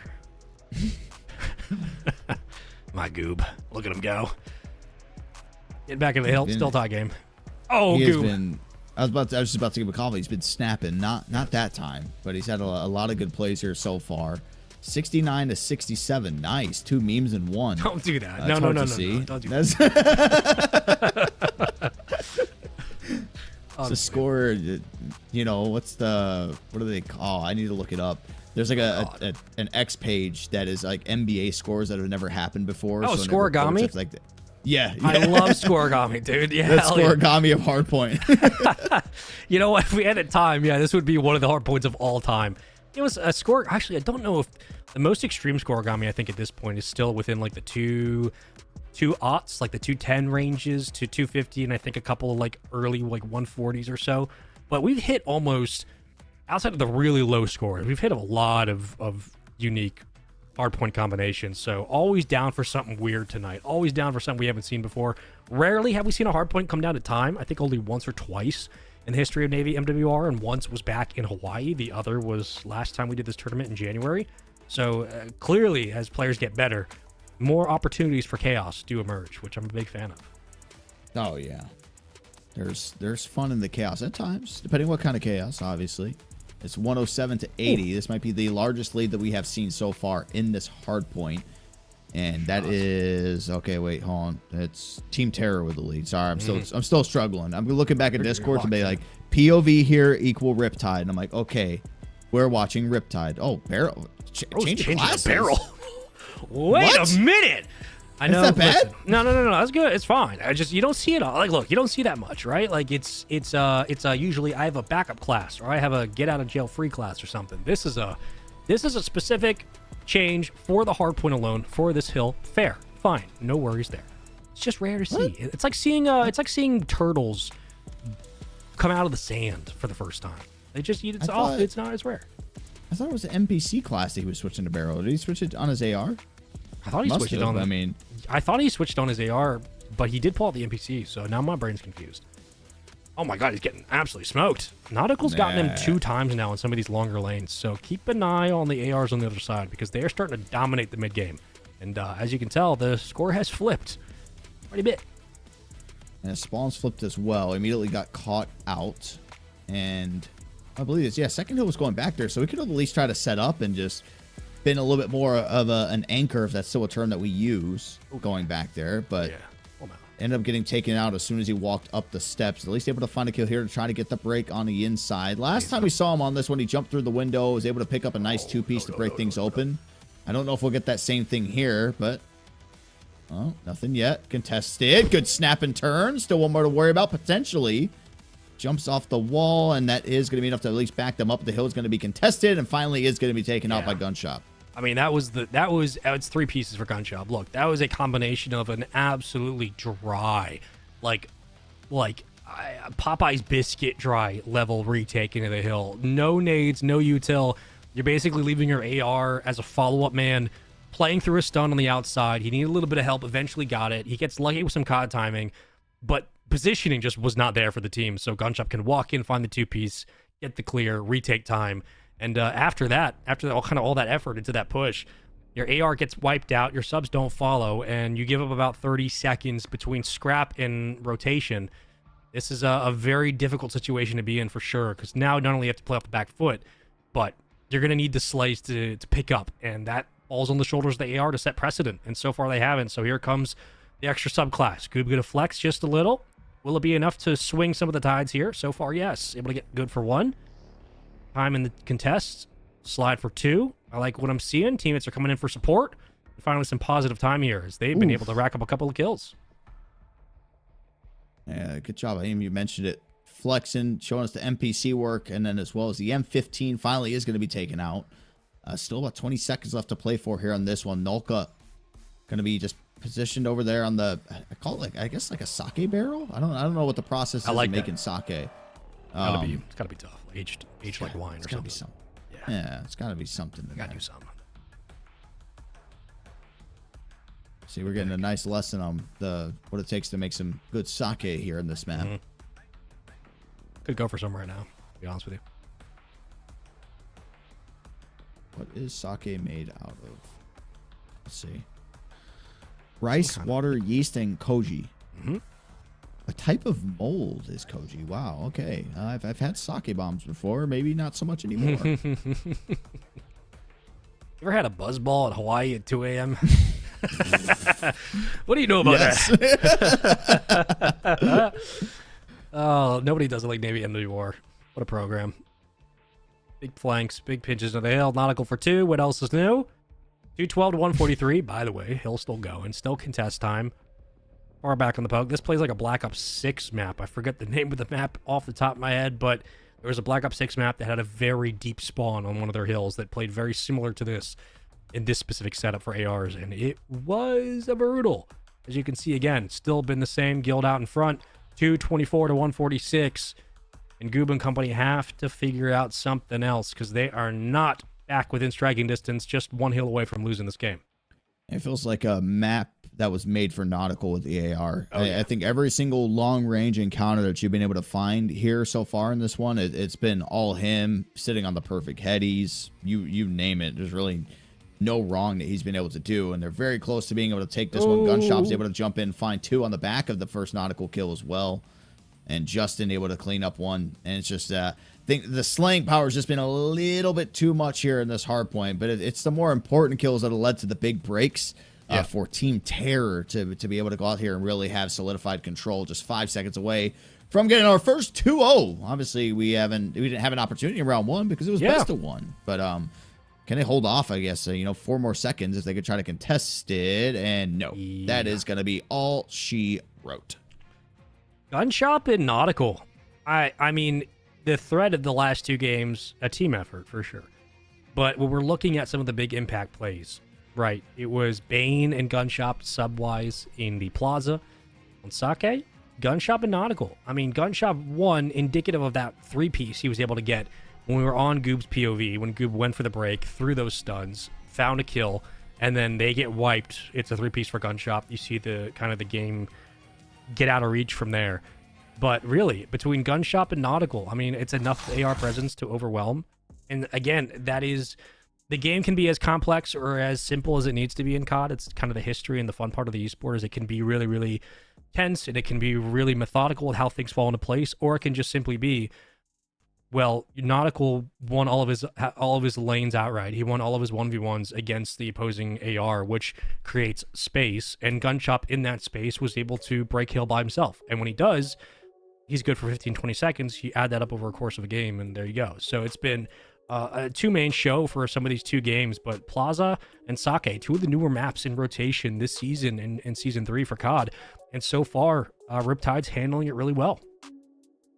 Yeah, it was fun to at least see. I mean, that first spawn is when I asked you, I was like, how big is this map? Because that's a pretty deep spawn in the very far back corner. Let's check out some of the replays just to see how everything played out here in our map number 2. This is between Team Terror and Riptide. We went back to that hard point. It was a good start, though, from Riptide, in all fairness. But then as soon as it got a little bit closer here, I think it was when we got to, if I'm not mistaken, P5 is when the turnaround kind of jump started. Then from that point on, there was really, I don't think, a true threat from Riptide to be able to come back and take the lead from Team Terror. Yeah, look, first rotation, first set of hills was war of attrition, find the line of scrimmage, to borrow a term, right? Like, it's okay, where exactly are we punching? What is the look like from the other side? Are they throwing numbers advantages at a time into our contests, or are they playing a little bit more loose one-on-ones to set something up down the line? It was a lot of just solo fights, and then as we got into second rotations, a lot like what you see on Blackheart specifically, a hardpoint is when the AR start to really get going and dominate their lanes. That's kind of what we got here. It was Gunshop making plays in the hill, but really Nautical just straight out outperforming the ARs on the other side. And once that happens in second rotation, that's usually where the game goes from being a war of attrition to a test of just of speed and cadence and slaying potential. And that is where Nautical found success in this one. And once he started to pull away, the rest of the score reflected it, rightfully so. So this was pretty cut and dry after 2 rotations of hills. It was really one-sided. But credit to, again, the other boys for putting up the fight that they did and making it close. Round 11 on Plaza, 250 to 167, or 157, excuse me, on Sake, but it will be Riptide who move forward 2-0 to start tonight. First 2-0 of the night. Not bad. Then we have the other, we just got another 2-0 that came in. Con USAFG versus Below Deckers. Oh, wow, that they was did. also a 2-0. Yeah. Wow. Okay. So I think the one that we're waiting for that we're probably going to be streaming is going to be Tax Dollars versus Team USAE. Because I know Ice in the Veins and Team Breakers. Team Breakers, that was a very delayed one, unless it took a while to forward the bracket. But I know that they're getting theirs started ASAP too, because that's the one that's been lagging behind a little bit. So we at least have 2 confirmed semifinalists.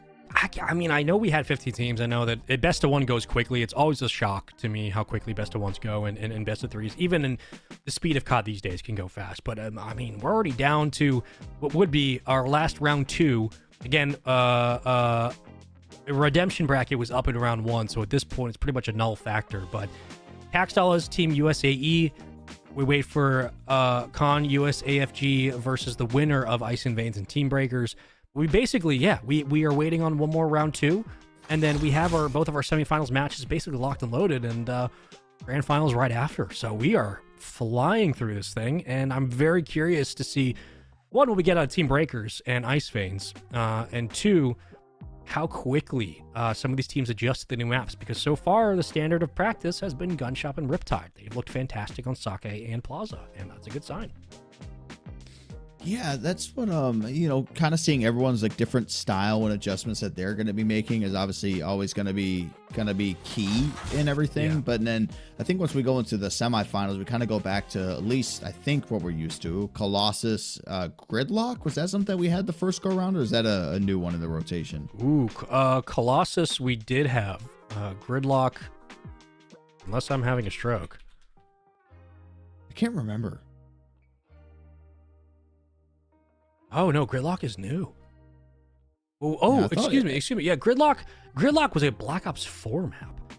That was because they brought back Plaza. Oh yeah, the Gridlock is a new addition as well. So we might just be going through the whole gauntlet tonight. I mean, it really is. Like I think Colossus and Den, I think have been the only ones that we've seen. Because and then we go to in the finals, we go Den, Raid, and Exposure. So then we stick with all we stick with all the, I guess, the quote-unquote OG maps at that point? Yeah. We're going through the whole gauntlet. I mean, I know that they just basically dropped a whole bunch of the throwback maps, Hijacked being one of the new ones, and the fact that we had Plaza coming back was a huge bonus. But I mean, specifically looking at Gridlock, that was a Black Ops 4 favorite. For S&D specifically, we have both the infamous Showers play out of Simp with the sniper on that map, and there is a lot to like there if you're a sub player. Like there's a lot of Major Maniac vibes in terms of mixiness for those who know. There's a lot of vibes like that on Gridlock. But yeah, Colossus also one of the favorites of the rotation this year for me. So a lot of AR potential here tonight as always. But I love the chaos we're getting in the mix up, because this is so much history that these players can now adjust to, as we always see. And Goob says that never played either of those maps before. Crazy out of you, Goob, but you still shot straight, so congratulations. Just got back from JRTC. Hope it went well. You were shooting absolute lights out. But brother, I need you to load up Plutonium on PC and go play those maps. I need you to go get some history on Plaza. Please, I need you to play it just the OG one time. Just go back and play Black Ops. Still around? Probably not. I would not log into those servers. It might be Hackerfest. I would not go near those. Just go play it. Go buy a 360 and play Black Ops 2. Play some Plaza. You played it right, first and foremost. You played it well. Played it really well, but in a new map, you get called YYing. Yeah, you YY, Goop. Weapon switch. You know what happened there? Happens. We saw that. You're better than that. We've all been there. You know, when you and I were just young boys playing this, we probably had the same thing happen. We loaded up Black Ops 2 at midnight. Oh yeah. We just got blasted as soon as we stepped in the club. Yep. I was full sprinting in there, man. I was gonna be a hero and did not work out. Yeah. If you can survive Plaza, you can survive any map, Goob. We've seen you shoot. You look good. We're gonna need more. Right? We need more out of you. That's my analysis. Yeah, I like when we get some old maps in there, because it'll, I guess, shows the age of the player. Oh yeah. That's a Black Ops 2 one, so that's where you gotta go real far back to get it, which, as you and I mentioned at the top of the show, there's no pros that were active in Black Ops 2 that are active now. So kind of shows that like when you used to compete back then. But in Gridlock, that's one of recent years. So that should be one that I would hope everybody in this competition has played Gridlock. I would hope. I would hope. Oh, I would. I mean, It is the most recent in terms of like, just if you had some inkling of competitive COD before MW 2019 kind of reset the standard, I would hope that you've seen Black Ops 4 at some capacity, because that is, at this point, I think that's relatively considered one of the best titles we've had competitively. But I mean, Black Ops 4 was, in terms of also just mass appeal, I think a lot of these players' eras started around then. So yeah, you got to have some reps on it. You can be Goob, you can shoot straight, you can be like Goob and just be a demon, but not everybody can be Goob. Okay, you can only be one person, so you got to be more. Got to be a different Goob. You need to practice. Is what we're saying. There was only one. There's only one. Yep. Anyway, we are going to be the POV. So we're going to be watching. Just saw Ice and Veins versus Team Breakers. The POV is going to be Ice and Veins. That is who we're going to be watching. So Tax Dollars and Team USAE is probably already well underway. If I had to guess, they're in the middle map too. Maybe even done. I would love to see a one and done style just because of math map too. I mean, it's not what it is, but I would love this. Listen, get me into some crazy chaos tonight. Hold on. Breaking news. Breaking news. Wee woo. It was Tax Dollars with a 2-0 win. Oh my. Sorry. Hold on. Bad reporting by me. Tax Dollars did win 2-0 over Team USAE. So they are in the semifinals playing Riptide. Oh, baby. So we're telling you now. Team USAE is down for the count. Patriotism at an all-time low. It's time for Tax Dollars. Uncle Sam, come in here and play Gunshot. Wait. Kabassi streams with a webcam. I didn't know that. I didn't know what Kabassi looks like. I've been calling him Cabasay for so long. I feel stupid. I think I sat there for a second when I saw it, and I was like, Cabasay, Kabassi. I think you're right. I mean, yours just sounds phonetically way better. Does it all? It's potato, you know? Nelly Furtado. It's all the same stuff. Listen, get me to a round 11. We've already gotten one. Get me to a couple round 11s tonight, and I will forgive Goop for what he showed. Is that a BenQ monitor? We got a real gamer? Is that? I think that's like the BenQ logo. Like Zoe BenQ, is that what it is? Like ZOWI? Yeah. We got a Zoe BenQ gamer in there. Show me the paddles on the back of that scuff. So Kabassi is playing with Kalo, Hale, and BG. Probably not. Okay, we know Hale. We know BG. I mean, you get Hale on a team. That's at least a championship caliber third right there. Whatever the Con USAFG game against Below Deckers was, I only see one screenshot in here. It was a 2-0, but the hard point was 250-10. Oh. And what's crazy that they were going up against, like, I don't know what the Prestige logos look like anymore, but it's the one with the double green fists like this, level 633. Oh yeah. Well, what was that, like 4 or 5? I mean, I don't know how Prestige stuff works anymore. Yeah, it blows bro. my mind. They got subdivisions and they got full-time jobs for that thing now. I mean, I'm chilling. If it looks green, I think that's 3. They wouldn't let me in. I tried my best. But hey, I see somebody like the number like 750 next to their name. I was like, what does this mean? Like you're level 750? Bro, yes, that's what it means. I've seen Master Prestiges at a level 1,000, and I've been like, why? Like, I respect it. I respect it. But I'm just saying, why? That's how I know I've missed out on so much in COD, because how could you be level 1,000? You just opt to not Prestige and just stacks up until you hit. No, bro, because they Master Prestige to level to 10th Prestige. And then they Master Prestige. And then they go from level 1 Master Prestige up to 1,000. So they just keep going. That's what I'm saying, where I'm like, I don't know how y'all do this. I don't know how these players find the resolve. All right? 5 hours of competitive Call of Duty would make me, I wouldn't, back in the day, I wouldn't want to go play pubs after, because I was going to I need a reset. I'm going to go play like Cops and Robbers or something. But like, dude, 1,000, get him into a ladder immediately. Get those freaks into a game. That's extremely confusing. I don't understand it. Honestly, I've tried to, because I'm at the point now, because when you Prestige, you lose everything. You have to keep one thing or whatever it is, like whatever the rules are on there. And I've just been, every single time I get the offer, it's like, would you like to prestige? I'm like, back in the day, yeah, I'd prestige and regrind the game and go through that whole process. Now I'm just like, no, it's okay. I'm fine with staying where I'm at. I'm very much in that realm of like I gotta ration my time these days. Yeah, I'm gonna enjoy the guns I've unlocked, and other than that, I will see you in firing range for bots, because I am not going that far. I'm not going to go all the way. But the good thing is that there's no, at this point, we can be two old men yelling at clouds and just say there's no excuse for players to not have their shot warm, because we know how much y'all grind. We have seen it in the numbers. I know what y'all are doing. If Goob can play those maps without playing them and shoot that way, you can play those maps and shoot that way. Okay? True. Get warmed up.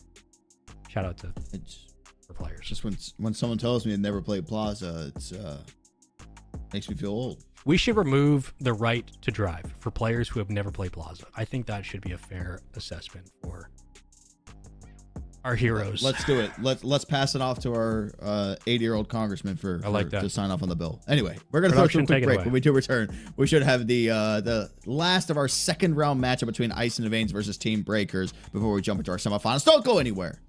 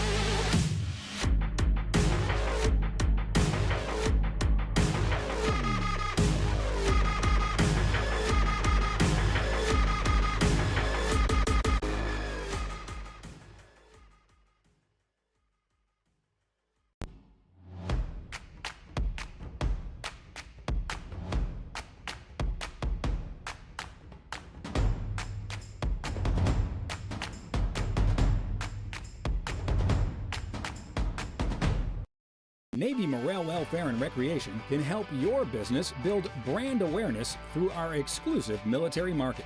We offer a variety of customizable sponsorship and advertising packages through Navy MWR promotions, events, and digital platforms at installations around the world. Come make an impact on the lives of service members and their families, all while earning a measurable return on your investment. Find out more at navymwr.org/sponsorship.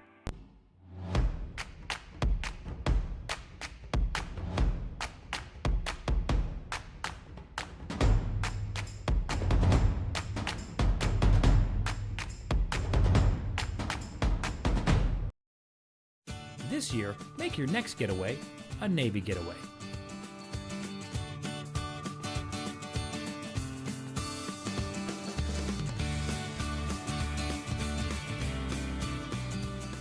Instead of heading out of town, discover what Navy Getaways has in store for you at your local installation.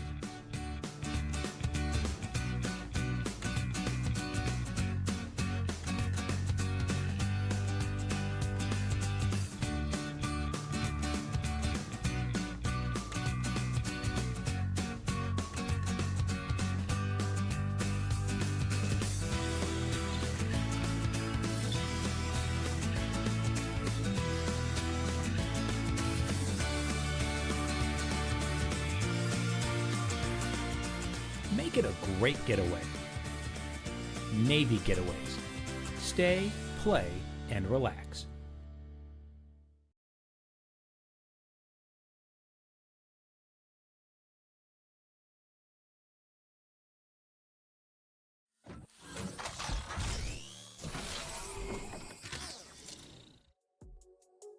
Welcome back to the Navy MWR Esports Spring 2026 tournament presented by USAA and brought to you by the Navy's Morale, Welfare, Program, Recreation at Commander. Navy Installations Command, Dirk, and Spaceman here with you. It's been a first of its kind night here in Navy MWR history, where we've been the OG CODcaster style, where we're just watching the POV and kind of running with it and trying to keep track of scores, who's the player, who's on whose team, and it wouldn't be, you know, some online competitive gaming without lobby issues. So that is where we stand tonight. So it's going to look a little bit different from maybe what you've seen on previous Navy MWR shows or any other show at this point, but we're rolling with the punches. Our great team is getting it done. We are still chugging along, and we now find ourselves in the semi-finals. We got Con USAFG taking on Team Breakers, and then in the other side, it is Riptide taking on Taxtiles, which is going to be the matchup that we are going to be squaring in on. We got Hardpoint kicking off, then we go to Search and Destroy, and if needed, it'll be an overload there on Scar,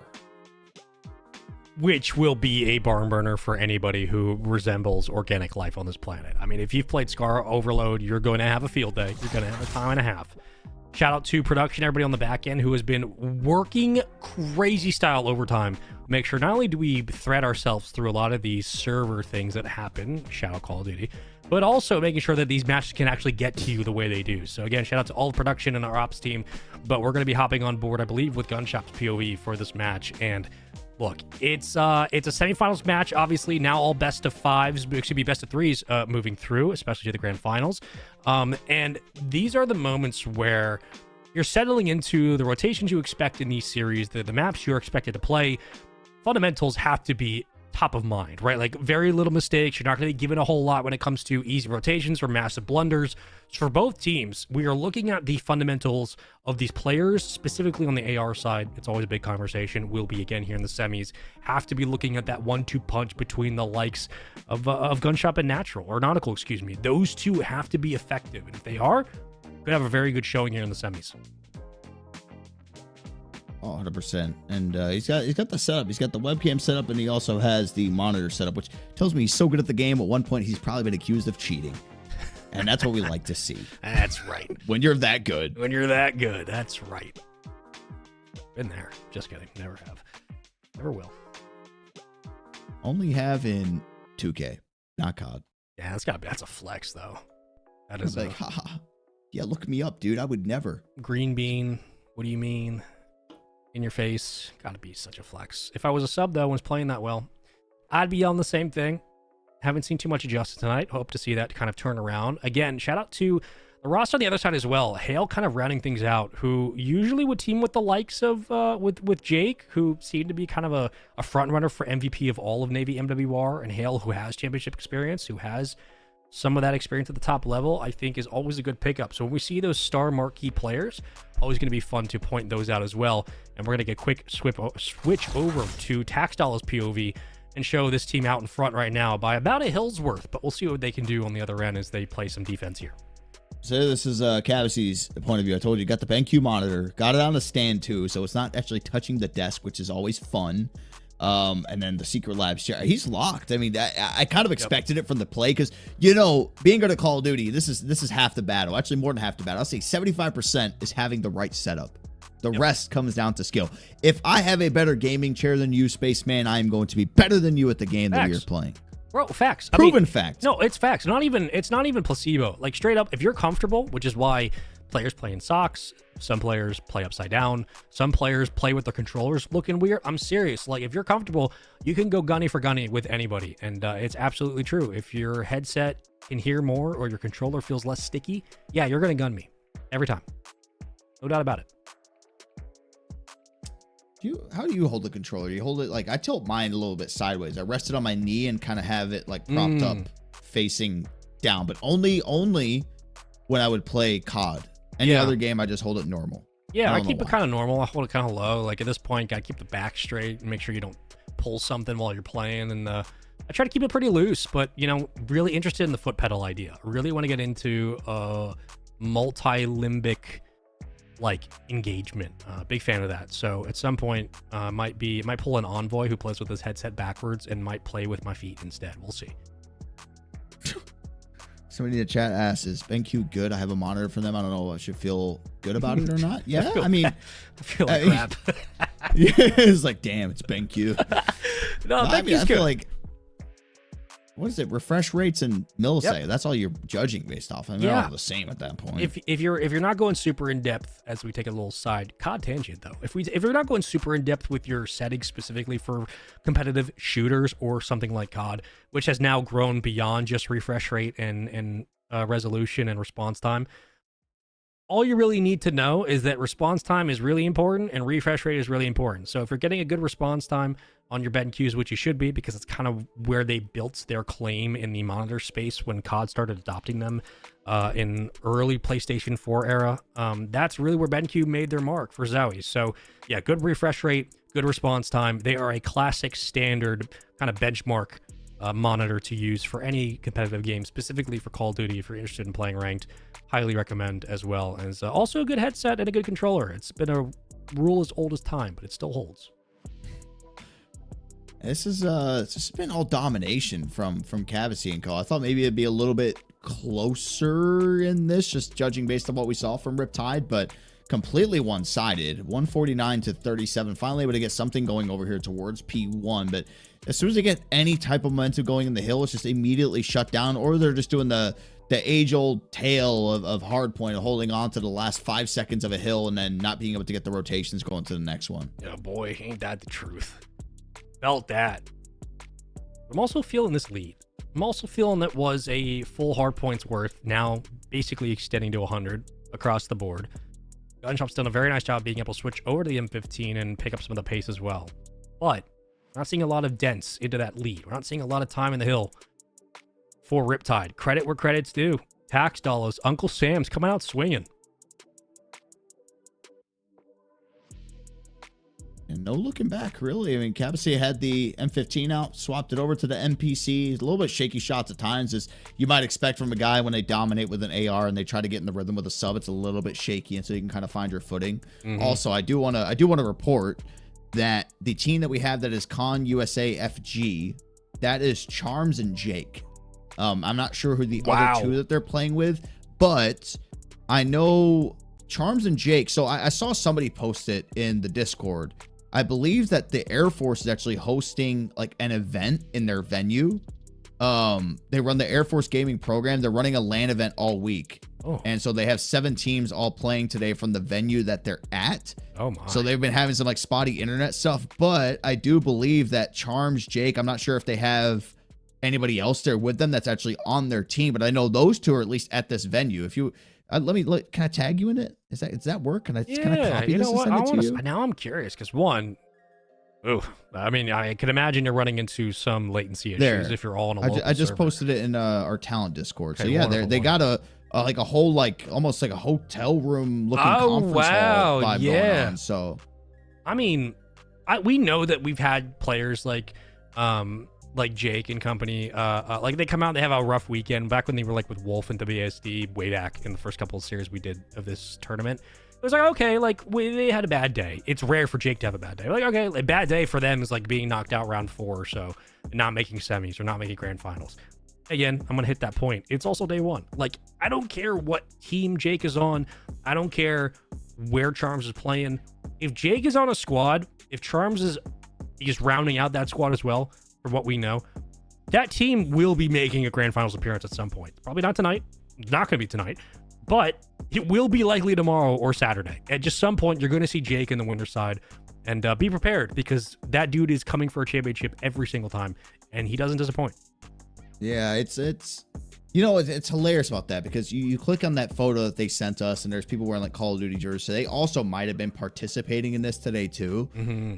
But in that photo, I don't even have to be able to see his face, shirt, or anything. I know exactly where Charms is at in that. And I'm assuming it's Jake right next to it. So I can see that. I can see the hair curl on there. So hopefully, I think they got everything situated because there was a little bit of delay of starting their game because the internet in the venue was kind of going in and out. But I do believe they're back up and they're just waiting to get the lobby codes and getting back put into that game as well. So immediate favorite, I guess, to look out for that Con USA, just based on the experience factor from a competitive standpoint, Navy MWR standpoint, you name it.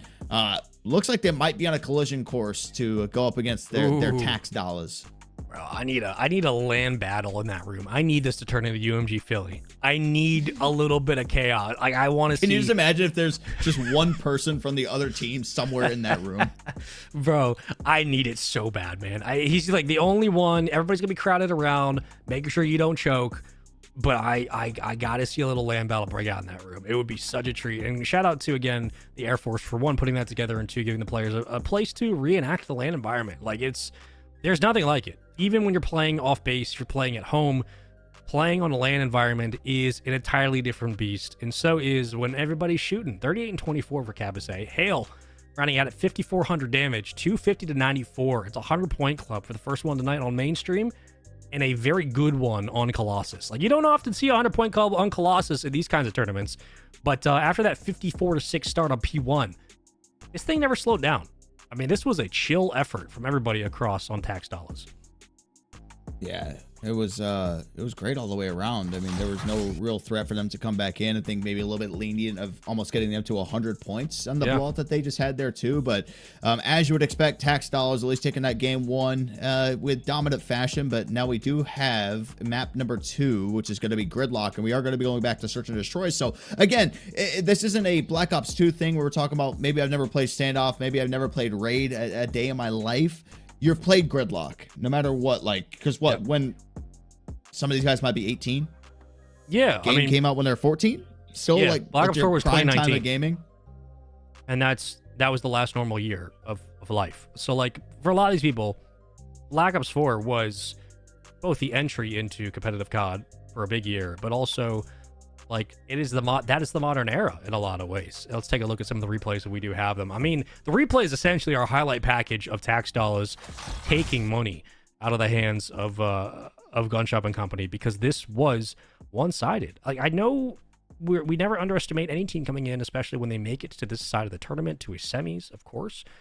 But the fact that Tax Dollars 100-point clubbed them and did so against a team in Riptide that looked so strong after playing 2 maps that were out of rotation, it is a bit of a shock to see that much of a stomping this early. So, yeah, kind of curious how this S&D is going to go, because I don't care what map it is right now. I mean, the Gunny just looks like it's favoring Tax Dollars, and it could be a 2-0 or 3-0. Yeah, you don't get scores like that in a semifinal, especially some of the names that are participating in the lobby too. So yeah, when Search and Destroy rolls around, we always mention that sometimes, like, that hard point and how quick pace it is, and it comes down to more gun skill than it ever was and staying locked in and focused. But then now you go to Search and Destroy on Gridlock, everything's going to be slowed down. It's going to be a lot bigger of a map that you're playing.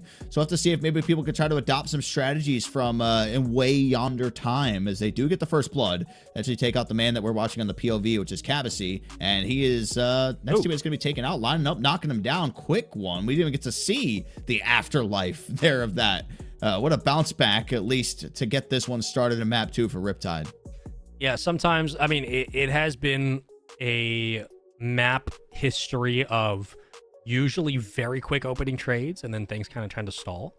Again, if you're going to fight Torch Showers, that usually you'd want the AR. You want the AR first, sub follow, then the AR and the second sub to push in together, swing the trade, take control of Garden, yada yada yada. I mean, it's the map's been around for a while. I mean, we've had, in terms of like the patience of play and the practice that players have on Gridlock, it is up there with some of the most practiced maps in S&D across the board. It was a staple throughout all of Black Ops 4, and I think that first round you just kind of shake off and keep it moving. But a chance really for the extension of this series, but also for Gunshop and Company to, again, kind of slow things down on a map that does favor the AR hold. It favors those power positions towards boxes, and that's where you need an AR to step up. Oh, great flank coming out there from Hale, and there's everybody going to clean up with the teammates, so they even things back up at 1-1.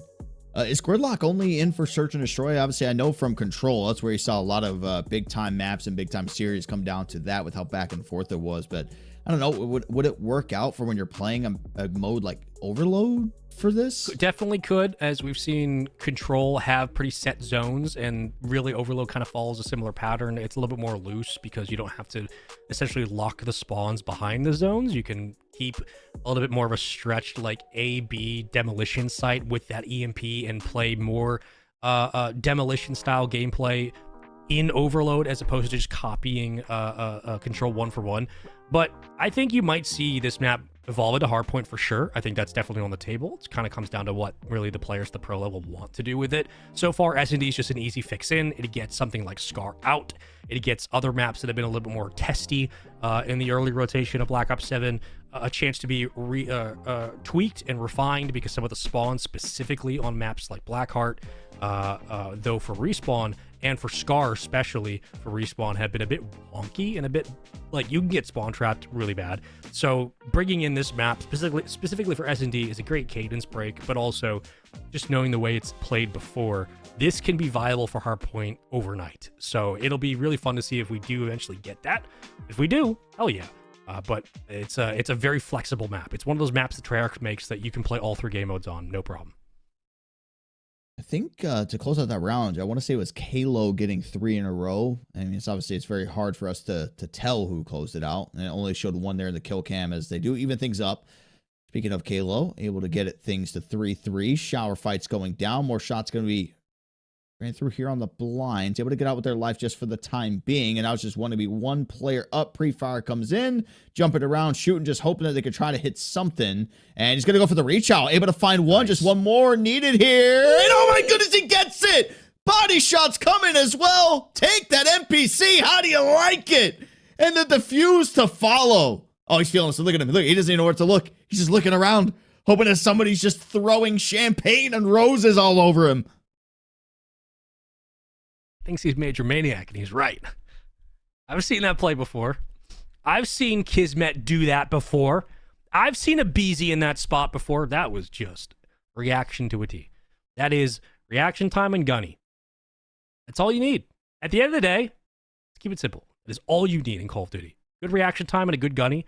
It can buy you out of terrible situations more often than you can count. And that is one of them. What a round. You know the guts you gotta have to chow that in a 1 versus 2 when your health is still regenning and you just fly out and do something that nasty. Inexcusable, by the way, to lose that. Let's not get it twisted. It was great. How do you lose that 1v2? With the bomb down, right? Yep. Yeah, bomb was down. I got body shot by 3 different guns in that too. I'm just I'm putting the controller down for the next round, I'll be honest with you.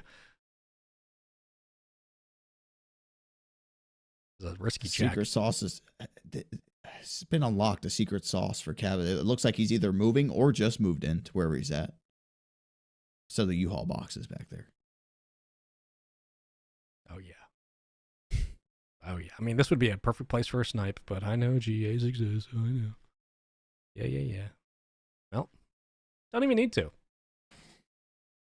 We're just faffing around back here. Somebody had a snipe out. I think it was the 2nd round. Didn't do anything. Oh, baby. Oh. Good centering. Good Lord.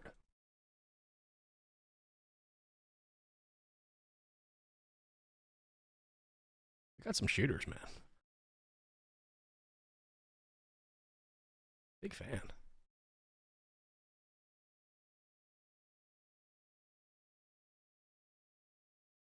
Show me something special.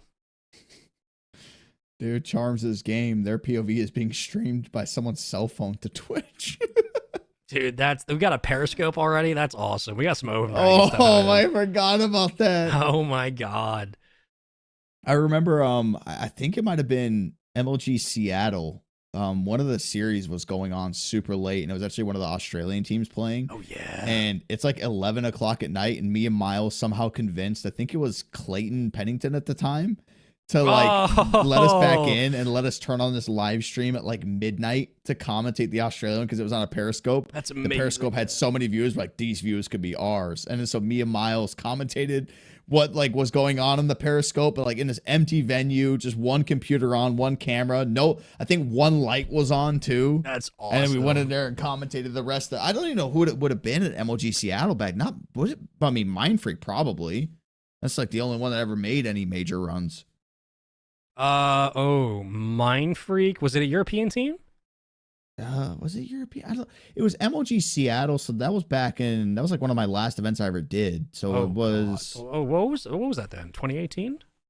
What was the game before Black Ops 4? World War II?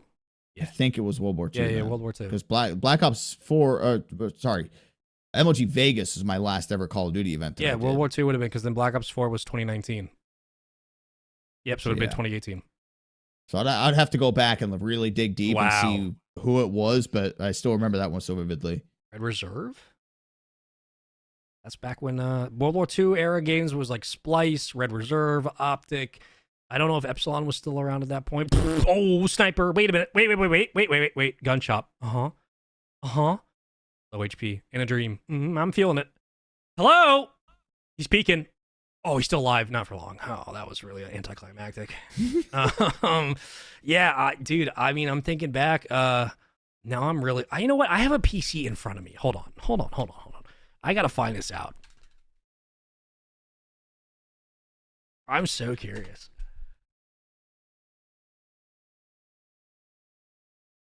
Yeah, I mean, what was it? Was it Wikipedia that used to have that? CWL Seattle 2018 Open. Show me the money. By the way, series lead, 5-2 right now.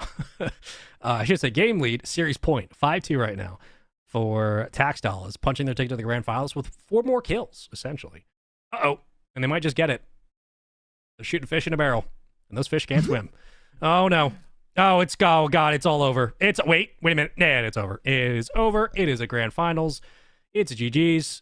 Take a screenshot, put it on the fridge, send them a copy of it. 6-2. Come on now. What a quick series. Holy. Yeah, what a way to get yourself into the finals. I mean, there's going to be, if it doesn't show up in our replays, I'll be shocked, because there's no better representation of how great these replays are presented by USAA. That's right. Cabassi's 1v2 to close it. The body shots with 3 different weapons better be right at the end. Make me wait for it. Michael Jackson always said, you got to make the people wait. Yeah. It just builds it up and marinates the moment. That's right. That's what we need right there. But that was I mean, great series. Quick work done there by Tax Dollars. 2-0 against Riptide. So they're our first team that's going to be there in the finals. And we do have our replays ready. We're going to be moving around quite a bit in these replays, going back and forth. And you can move around as well with the military community. You can save big when booking all their travel needs in American Forces Travel, powered by Priceline. American Forces Travel is a joint service MWR program where service members, veterans, DoD civilians, and their families can save on hotels, rental cars, flights, and cruises. You can check out the deals at AmericanForcesTravel.com. And yeah, the play from Cavasy just gets sweeter and sweeter and sweeter every single time we look at it. That is one that I clip personally. I will have that on my computer just in case I want to try to flaunt myself on the social media webs with how much I yelled into a microphone, because that's what we do around here. I felt that. I heard that out of you. It was great. And by the way, we've never seen a Cavasy stream before, so it was just he's here on the tier list. Maybe we just jumped up a little bit more, you know. Bro's first time on main, and he's dropping 1v3s and shooting bodies. So I respect it. That is an ego pull if ever. I mean, what you see a lot of times is those ego chows on low health. He did it. Congrats to him, and he pulled it off. Made it look good as well. That's all in the style. Again, this team punches their ticket to the grand finals. At the moment, the sample size is game by game, and it looks like this team's going to be tough to beat. They just look really, really good. And as we were looking at the replays, I was taking a quick gander with my eyeballs over towards that 2018. I'm not going to try to find a specific match, but I'm going to give you the names of the teams that were there in case something sparks that bell in your brain. Okay, here's what we're rocking with in this tournament. We got ourselves Vast Esports, Lightning Pandas, Vitality, Cyclone, Ghost Gaming, Giants Gaming, GGEA Orange, Enigma 6, Midnight Esports, Lethal Gaming, Task Force, One Mind, Mortuary Esports, Team Heretics, Nordic, Monaco Esports, Gone Gaming, EZG Blue, EZG Red, Earthroot Gaming, and then the usual suspects: Mind Freak, Tainted Minds, Evil Geniuses, Epsilon, Splice, Complexity, EZG Blue, Lightning Pandas, Ghost, E6, Echo Fox, Unilad, Envy, Rise, E United, Red Reserve, TK, Luminosity, Optic, and Phase. Do any of those spark a little curious bell? Well, so this, it would have been, was it lower side? It would have been in lower side, okay, because all right, we're narrowing it down. All right. Hold on, let's see. I have the picture. I literally have the photo of me and Miles commentating. Echo Fox with our versus TK on. went to 5. Rise versus GG in round 6 was a 3-0. TK versus Red went to 5 as well. That is from lowers bracket all the way to round 6. So if I'm thinking like how early tournaments would be like first couple of open rounds and winner side for Friday, most of lowers for Saturday, and then Sunday was lower finals. So I'm thinking, was it Saturday or Friday? I think I may have found it. Oh. And I don't think it was any European team or APAC team. It was, I believe it was Optic Gaming versus LG. Ooh. Because I found a tweet saying this roster meeting is going to be insane. Happy I got to cast that series between OG and LG with Miles last minute, and it was awesome. Wait, whatever time that OG and LG played, Round I don't remember why the broadcast was off. I think it was an offstage game, as crazy as it is with Optic playing off stage. But I think that's what it was. I can see the match. Lowers round 3, LG 3-0'd. Does that sound familiar? Yes. Okay, because like that kind of tweet of I can't believe that just happened would be like a sweet at that time, even for the World War II Optic, which was winless after their win in champs. Like they just could not put paper together. That was still a massive upset. And then they at that point they had methods and Octane at that point, so it didn't really matter. For some of these games on the Wikipedia, can't you click it and it'll show you the VOD link? Yes, for a lot of them, the ones that do have VOD, they'll not only show you the VOD link, and at times they'll show you the casters on it. But I believe when I've clicked on this one specifically, when I've clicked on this match alone, I don't even see a game profile page because it's so early into the lower round. Again, I'll go a bit hunting because there's always stuff. There's always hidden gems on COD Gamepedia. By the way, go support one of the greatest websites of all time, COD Gamepedia. But yeah, that would definitely have a tweet out of me of being, I can't believe I just saw that, which was, I think that was around the time when Optic made the change to, they brought in methods and Octane. They were like, this is the change we're making because we have to win. And everybody thought they were going to, and then they didn't. And it was a big deal. So yeah, LG at that time was an absolute demon. They were so good. Wow. We're old, man. See. Yeah, we are. I mean, the VOD good. probably doesn't exist anymore anyway because they got rid of the Bravo channel. That's where it was on. It didn't go on the main one, by the way. Oh yeah. Listen, man. You could find some. You can find some stuff on like old COD Twitches. I found some stuff from Black Ops 4 days, and YouTube always has some gems as well. I found some hidden stuff on YouTube. Yeah. Well, you know what? Probably do some digging on our side and try to figure out what's going on. We're still waiting for the other semifinals to kick off. Obviously, we do have tax dollars there in the finals already. We are just waiting for Con USA FG versus Team Breakers to get into the lobby. When they do get in there, we will start. Then we will see who is going to be the next team joining us in our grand finals. Do not go anywhere. You're tuned in to the Navy MWR Esports 2026 Spring Tournaments. Our services perfectly fit the active duty service member's lifestyle. Navy MWR's mission is to deliver high-quality, customer-focused programs and services that contribute to the resiliency, readiness, and quality of life of sailors and their family members. Our MWR programs offer tons of fun, from sports and recreation, to entertainment, to dining, to lodging. It's all here. One of MWR's most important programs is fitness, which includes sports and aquatics. Installation fitness programs include fitness centers that support the recreational and occupational fitness and conditioning needs of sailors. Our centers feature various cardio and weight training equipment, basketball and racquetball courts, and group exercise options. At most installations, sailors have access to a pool for recreational use in lap swimming, water-based exercise classes, and swim strokes and water safety skills improvement. Navy MWR's trained fitness professionals also deliver educational classes such as fundamental nutritional fitness via Mission Nutrition, safe dietary supplement use through Operation Supplement Safety, and planning healthy meals using the Meal Builder. Our sports programs feature facilities and spaces for self-directed and informal sports. The intramural sports program offers Captain's Cup and individual and team leagues, tournaments, and events. The Navy Operational Fitness and Fueling System, NOFS, is our world-class fitness program.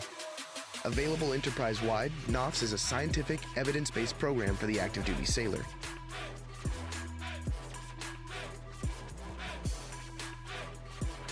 The Operational Series, Strength and Endurance Series, and Sandbag Series offer a readily available and standardized fitness program that removes the guesswork and helps sailors reach their optimal level of operational readiness. Additionally, sailors can build healthy meals using the NOFS app, an easy way to understand both what and how much to consume at each meal. The NOFS Meal Builder supports weight loss, muscle gain, and weight maintenance through recommended calories. NOF's training sessions and education are provided by certified MWR fitness professionals throughout the fleet. Online at NavyFitness.org and via the NOF's mobile app. Mission Nutrition is a standardized, science-based nutrition education course conducted by certified MWR fitness professionals. The course provides sailors with information on nutrition topics and ways to improve their eating habits and overall health. Sailors who possess the athletic skills to compete above the intramural level in team or individual sports have the chance to represent the Navy at higher-level athletic competitions through the Navy Sports Program. All Navy teams participate in the DoD Sports Program and compete in the Armed Forces Sports Championships. The Navy Sports Program fields all Navy teams in bowling, cross-country, wrestling, basketball, soccer, triathlon, volleyball, softball, golf, rugby, and marathon. The Community Recreation Program engages sailors by providing recreational programs and services in outdoor recreation, discounted tickets to local attractions, leisure skills development classes, recreation equipment rentals, and more. The Liberty Program offers junior sailors a place to discover new leisure interests, use computers, play video games, watch movies, participate in local activities, and trips to explore the local area.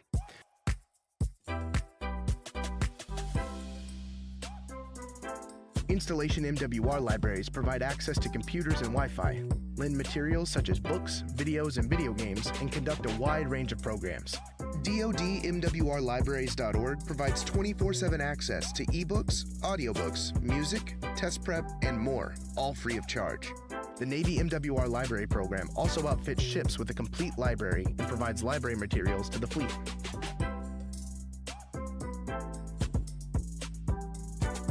Navy MWR Esports is a community recreation initiative designed to provide entertainment and recreation opportunities and provide top-quality esports competitions to the Navy community. Information on our MWR programs and services is as close as your smartphone, tablet, or computer at www.navymwr.org. Here you can find all things MWR. This site also has links to all Navy installation MWR websites so that you can get all the local, up-to-date MWR information on events, movie showtimes, purchase tickets to local attractions, and more.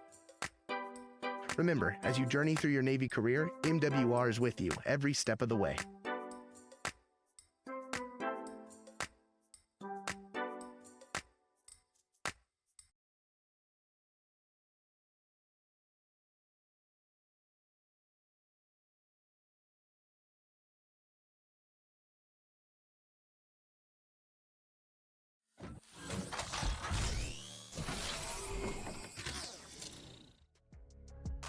Welcome back to Navy MWR Esports Spring 2026 Tournaments presented by USA, brought to you by the Navy's Morale, Welfare, Recreation Program at Commander, Navy Installations Command. CDL's very own Spaceman, Dirk, along with you here for our second semifinal that's going down here today. It is Continental US taking on Team Breakers. We have not seen a lick of Team Breakers, but we know everything about Continental US going into this game. Funny enough, I feel like we just continue to add to like the nostalgia encyclopedia of everything that's going on. So here's what happened.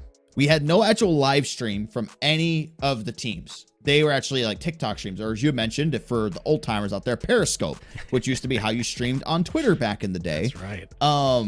So Kabassi has volunteered to jump in this and be our observer here for this game, which might be an easy job for him, but we'll also see if he's got the sticks to join the Hot Hands Lounge maybe at some point in the future. I mean, I gotta say, first of all, doing a great job. I mean, it could not have fooled me. This looks, first of all, looks great, and again, shout out to production for making it all work.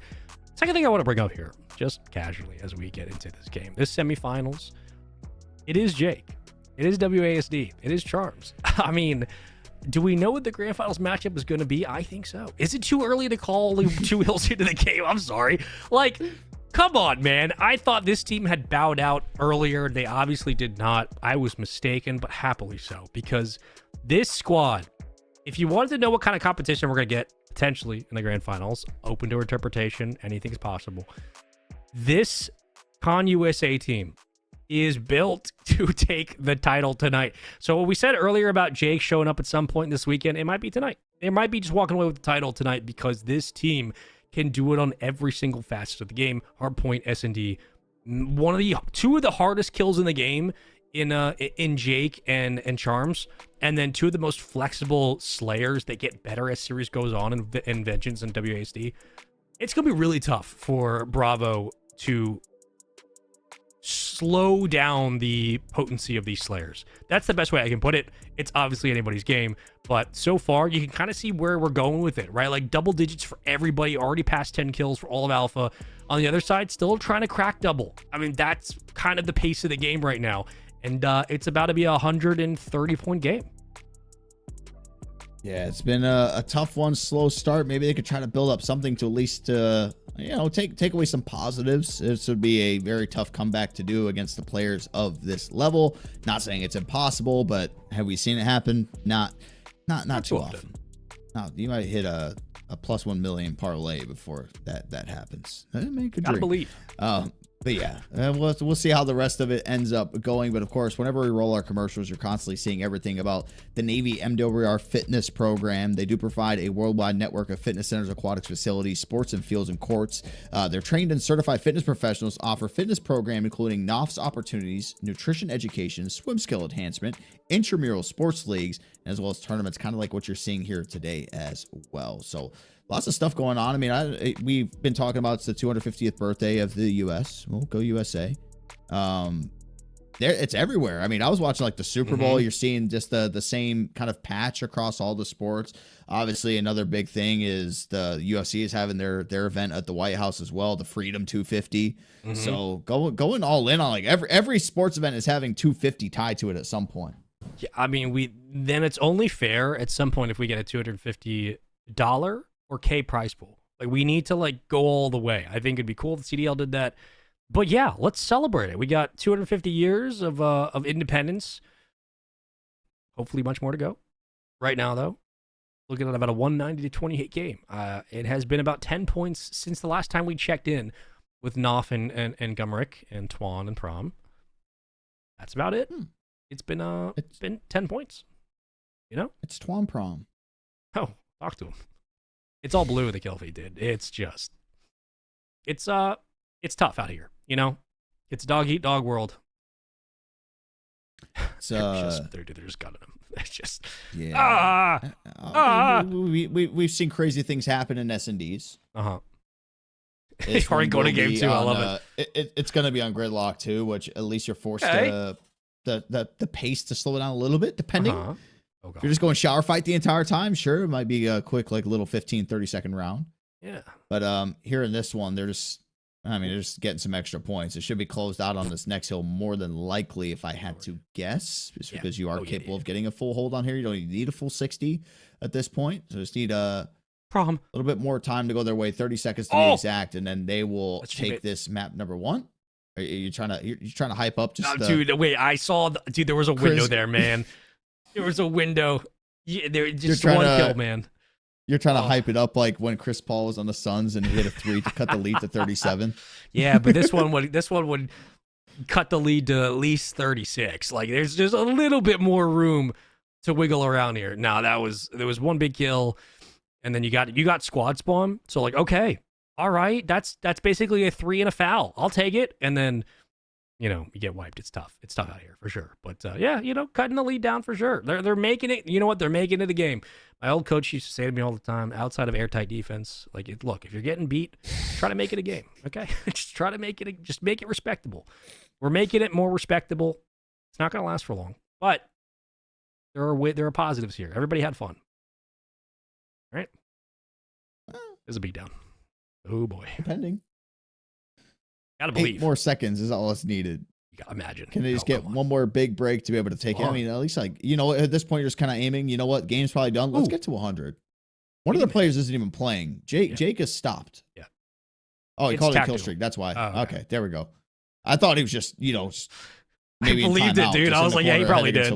He just probably put the controller down, took a sip of water or something. Like, that's fair. Listen, we are no naysayers. We are fans of comebacks. Can I see a full sale? Can I please be rewarded with something? Maybe. It was all red in the kill feed, min-map controlled, until the break eventually fell through. And when it did, 244 to 82. A stop, a stall, a contest, and back again. This should be game. A couple of more kills to boot.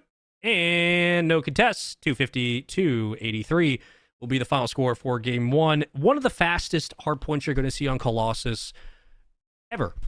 And that will be game one. So into our grand finals. Again, waiting will be tax dollars. And I'm sure they're watching this series and going, oh shit. You know? Well, I mean, one of the tax dollars best players is broadcast. He's observing this game. Yeah. So he's got all eyes. I think he gets to see everything that's been going on, which you guys have played each other so many times. They know exactly what's happening. You know what you're going to get. Them. Yep. Exactly. Continental US, though, goes up 1-0. They take the hard point on Colossus. Next one is going to be that Search and Destroy on Gridlock. Same thing that we saw in the other semifinal as well, which... Do you think there's a chance? Do you think Breaker's got it in it to try to make it at least interesting as we check out these replays presented by USAA? There's always a chance. I mean, first of all, it's a new map, Gridlock. It opens opportunities for sure. There's always a chance. If you make it to this far in a tournament, no matter what the competition looks like, you're here for a reason, right? Like, you've made it this far. Fundamentals don't just fall away. They don't just disappear, and clearly things have worked. Obviously, our experience with this team has only been the game so far on main. The biggest separation we can give, which is both a boon and a detractor, is just simply the speed of the game and the slaying. Like, that's it. It's just so fast and so quick between trades and team shot and engagements. That is what favors Jake and WASD and company. On the other side, it's what's hindered this squad from losing that opening Colossus. So yeah, S&D slower. They can obviously squeak out this one, or come out and just completely show that they're a much better S&D team than they maybe are a game one respawn. But the slaying is the thing. At the end of the day, even with S&D, like if your gunnies just aren't able to keep up, at some point the math comes back to bite you, and it's a little too much to handle. So this is going to be a really tough one. I think just speed of play is the main key factor here for controlling the game. You can't get bum rushed and lose like the opening duel and then go down a man or two in the opening 30 seconds of a round. Like, that can't be the pattern that we see. Because if it is, this is GG's. It's just way too much. Give me your prediction. I'm gonna give a 6-1. 6-1. Okay. Yeah, I mean, and that sounds terrible, but like 6-1, I think like you get a round, you get a good counter punch out of them, but I think just 6-1. Like this is out of those 7 rounds, how many of them have knives only on the side of continental US? At least 2. I'm gonna say max 2. I think like especially late round. I think it's gonna be like late round. Like they're gonna be 4-1, 5-1. They're gonna pull out the knives, or they're up 4-0 and they pull out the knives. And then they give up a round. I have a brain blast. You might have spotted it before me because you have big brain. No. Wait. What you got going on? What are you cooking? Continental US Air Force Gaming. Holy cow, that's their name. Continental US. What am I not putting together? In their team name stroke? On the challenge, it's Con USA FG. So Continental US Air Force Gaming. Ah. Okay. I literally, I was looking at it trying to decipher the puzzle because I thought it was just Con USA this whole time until we found out it was Continental US. So I was like, what's the AFG for? And I was like, that makes sense. Which I think, when they do the esports, the Armed Forces Esports Championships, I think the Army's been doing pretty good when they host those. Yeah. I think Navy, it's always Navy and Army. I'm pretty sure. Navy, Army, Air Force has done pretty good. I think it's some of the Code Bowls and some of the like COD Mobile stuff, or excuse me, the Warzone games. But yeah, usually it's like Army and Navy that are kind of crashing, which we love that because the Navy's the best. They're the goated ones. You know what I mean? And you think maybe that you might see Space Force in there, futuristic, good with tech? Yeah, I would hope at some point we do because their uniforms are sick. Imagine having a team called Artemis 3 and they come out and they just drop donuts. Like, I need it. Come on. And by the way, we were saying that there are potentials with the size of this map to go quickly if the fights take place over by the showers. 15-second round in the books there on that one. And it is already Continental US Air Force Gaming has just recently discovered. Taking the 1-0 lead here in this one. We're gonna get knives at some point. It's a matter of when. I have a feeling it's gonna be one of those when they go up like 4-0 or 5-0 or something. Yeah. I think they want to at least get the lead a little bit, get that cushion beforehand. little cushion for the push-in, for the knife, or the ballistic knives, or the throwing knives, whatever you might fancy. Or all snipes. I'm down for anything. I'm very open to possibilities. Uh-oh. Well, they put a sub in WASD's hands, and look at this. Look at your minimap right now. Again, the amount of real estate that you have to work with for Charms, who can play the anchor spot. Noff now has to get aggressive with very little information around sight, other than just solo eyes. Gets caught, tagged, traded, bagged, boarded, out of it. Uh-huh. And nope. That is 2 rounds very quickly. Here we go. This little 360 baby. over the body. Oh, baby. Well, Noff was up there. I mean, he was in, I shouldn't say that bad of a spot. If there was more lethals being thrown his way, it would have been a lot. He was in position. A lot more troublesome, Yeah. but he started shooting at his teammate that ran through the door and then exited. That was his biggest problem. And Like you right see place. the final kill come on here. You're in the right place. That's all you need. Like, at the end of the day, execution's its own thing. You're in the right place to make the play. If you're in the right place, you're doing your job. A little squirrely, a little frantic, but he was in the right place. We take that. I'm hoping with all these 2-0s that it's leading to like a game 3 finals, which I think from a competition standpoint it should be. Yeah. Just from the side by side of Tax Dolls and Con USA with from just a player perspective on paper. Yeah, if it's a 2-0 though, it'll be close. Like it will not be a 100-point club hard point. It will not be a sweep in the S&D. It will be at least a little bit more. And again, this game has a ways to go. We're kind of more speaking on history and tradition of player performance, and also how this series has started, than more so, accrediting the talent of these players to the match specifically tonight. It has been all of alpha for a reason, but again, for the team in red, you had to fight this hard to get here, and they did, and they keep it moving. We'll see if they can, again, find some luck here now in a 2v1. Montgomery, anything in the chamber? Oh, yeah, good shots. Trade's going to be there. Quick follow-up. One of the dangers of playing towards shower side, specifically on this map, goes all the way back to 2019, is that trade. That window at that mid-cut, if you don't pick up that kill in showers, you will be hit immediately with the counterpunch. The extra follow-up, the bait. It happens every single time. It has been notoriously beneficial for sub players to play in pairs around showers in that spot. So see the same thing here. 4-1 for WASD. Jake at 4-1 on the other side. 2 kills for Gumarik, 3 for Prom. Everybody else still fighting for their first. We're up 3-0. One more till the knives, maybe.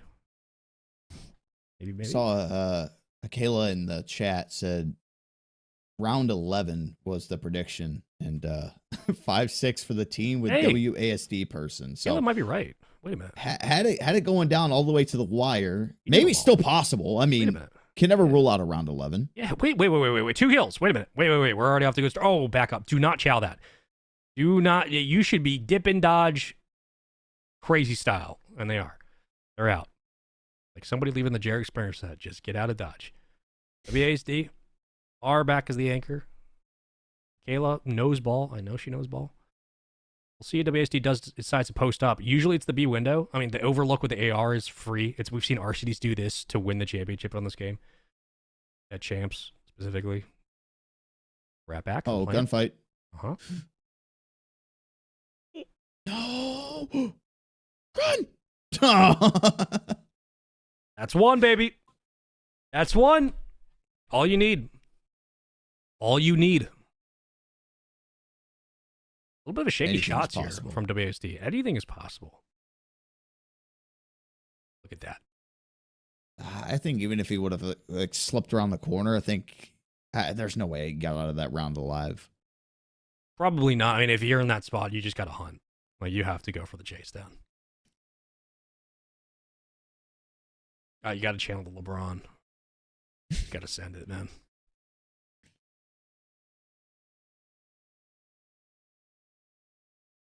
So it's charged with the bomb. Air Force Gaming. We'll just call him that. I don't want to call him Continental. You have a crazy. Call him Air Force Gaming. Charms with the first blood. Able to swap that out though is Noff. So 3v3. Everything going down here towards the showers. Bomb is down at a pretty good spot if you're on the defensive. But do they know where Jake's at? Because I have a feeling he's about to disrupt everything. As soon as that WSD finds a kill, bomb is now going to be picked up. He's caught in the open. He's going to be taken out. And Jake has been spotted. More gunfights going down. More trades going down. And now we're left in a 1 versus 1. Jake versus Nuff. Yeah, so much of this team's just playing 1v1s. They're just trying to play the baits. And fair play. Their gunny can get them through that. Go for the ninja. Oh, wait a minute. Oh, he got Jake. Oh, baby. Oh, we got ourselves a game. Oh, yeah, we do. From 0-4 to 6, excuse me, 0-2 to 6-3 for Knopf on a 6 spree. Wait. Wait a minute. Hold on. Yeah, baby. A crazy turn of events. All it takes is search and destroy is one player to just pop off and go crazy and carry the weight of 2 other players. So that's what's happening right now. So basically, if you are Air Force Gaming, you're like, we take Knopf out of this game, we will win the round. Yeah, that is actually the math. Yeah, quite literally. You just shut down their Star Slayer at the moment on a 6 spree. By the way, let's keep that in mind for now, because not only does he have bomb, do they have bomb? Excuse me. But a streak is in the pocket. Should it assist and kill or kill land? You got to play for info. You got to bait for info and get that streak. Vengeance, too smart, too patient, plays patiently, gets Knopf, streak shut down. Can't get the second gunny, but information called out. Teammates will collapse in for support. Numbers there. 2v3. That play from Vengeance it's so satisfying to watch. Fortunately, wasn't able to get more than, obviously, the 2 kills they anticipated, but got the key one, got Knopf out of the game. WSD in a 1 versus 2. Bombs going down over here towards B, and it'll be WASD taking the long way around. Looks like it's going to be a lot of fights with the NPC going down. I think WASD probably has one in his pocket, too. Yeah. So right now, they are not sure how they're playing this. Oh, never mind. They're not sure how they're playing this defensively, and that's a problem. You can see them. They're unsure of how they want to post. And I'm going for the stick in the bait. I mean, I know he doesn't have the info. I know, but man, he had the route. It doesn't even matter. Right through mid. Yeah. That was an easy read. That is a situation where, look, everything was done right to get to site, to get the bomb down, to quickly plant. After that, you either need a quick decision for post plant, you need to know where you're going to be, or if you don't have a plan, you can't throw yourself through the window and across that line of sight. One, because you're playing against an opposing AR. The likelihood of them playing wide and looking for info is probably pretty high. And 2, you put yourself just in a dangerous spot regardless. Like, you have to play close. You have to play contained. And that is one of those instances where as soon as they planted, you could see they were unsure of how they wanted to play the post plant. And that is all of the edge that a player like WASD needs to pick you apart. It's a tough one. So now the momentum completely slowed down. Bad sign coming out here for Knopf and Co. As B-side's going to be completely taken up now. They have that full control. Bomb should be going down here shortly. It's with Charms. But this is going to be an absolute firefight here. I mean, just 4 players stacked on top of each other. One's watching the flank. It's a clinical setup, as you can see right now. Going in here through the elbow. 1 kill goes down. They are able to at least trade out one of those. And a quick 3 kills in a row. 1 player left up, which is going to be Prom. And able to find a kill and get away. Oh, never mind. Completely taken out there.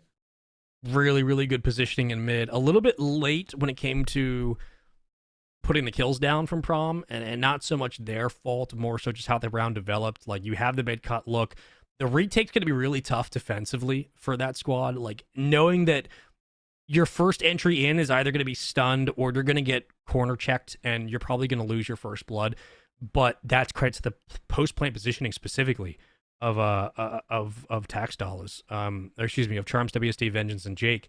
Their post-plant was phenomenal. Their setup was great. They basically closed the map down and had an anchor lane available for info. But on the other side, you really needed that mid-cut pickup for at least a first blood to make that a little bit more viable, and things took a little too long to develop, and in the end, the trades were just too quick.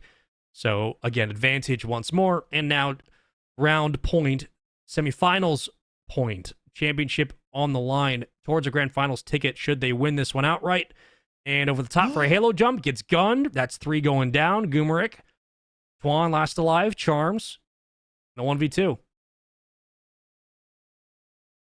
Looks like Charms, like, at least from the minimap, he's trying to wall jump over. I don't know if you can actually get that much intel from doing that with the feature, but Charms going to be caught out here, able to find... Whoa, my goodness, it finds a second!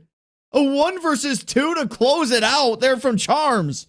It looked like I thought the comeback was going to happen. Again, another 2v1 that we've seen just absolutely get taken out right from under him.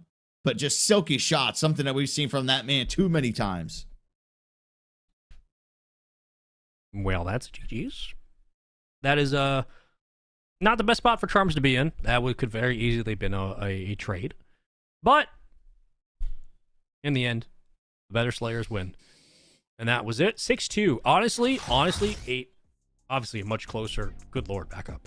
Honestly, a much closer game out of what we got for a 6-2. Like, it was a much more contested. That's the word. But really indicative, that round, as we take a look at the replays, that round where we watched them get post plant, and then we watched them have an AR sub in position to defend A, and they just kind of panicked. Like, they weren't sure where they wanted to be. They had the window control. They had complete ice over site and back alley for a flank, and they kind of gave it away. And that is all you need to know. And the patience here from Vengeance, just different. Still different.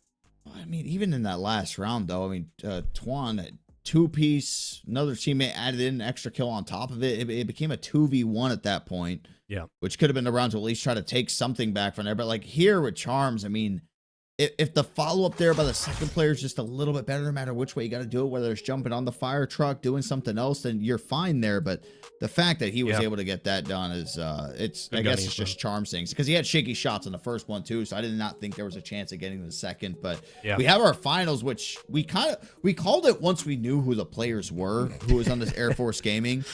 So they'll be playing Taxtiles. That'll be going down in our finals. It's going to be Hardpoint Den, Search and Destroy on Raid. And it'll be Overload Exposure if a map number 3 is needed. I think it will be, but we are going to throw to a quick break when we do return your grand finals to crown our champion of day 1 here at the Navy MWR 2026 Spring Tournaments. Will be coming up shortly.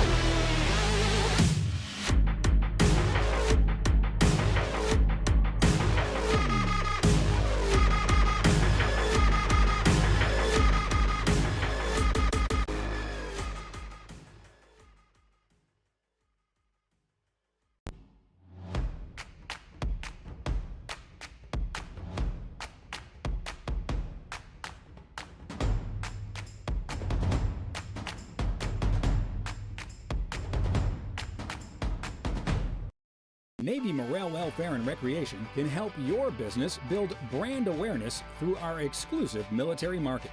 We offer a variety of customizable sponsorship and advertising packages through Navy MWR promotions, events, and digital platforms at installations around the world. Come make an impact on the lives of service members and their families, all while earning a measurable return on your investment. Find out more at navymwr.org/sponsorship.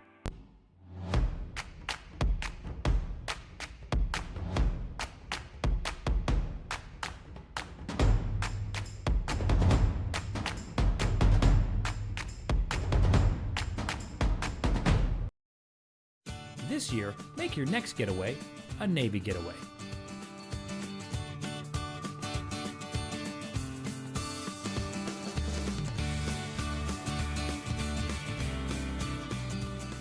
Instead of heading out of town, discover what Navy Getaways has in store for you at your local installation.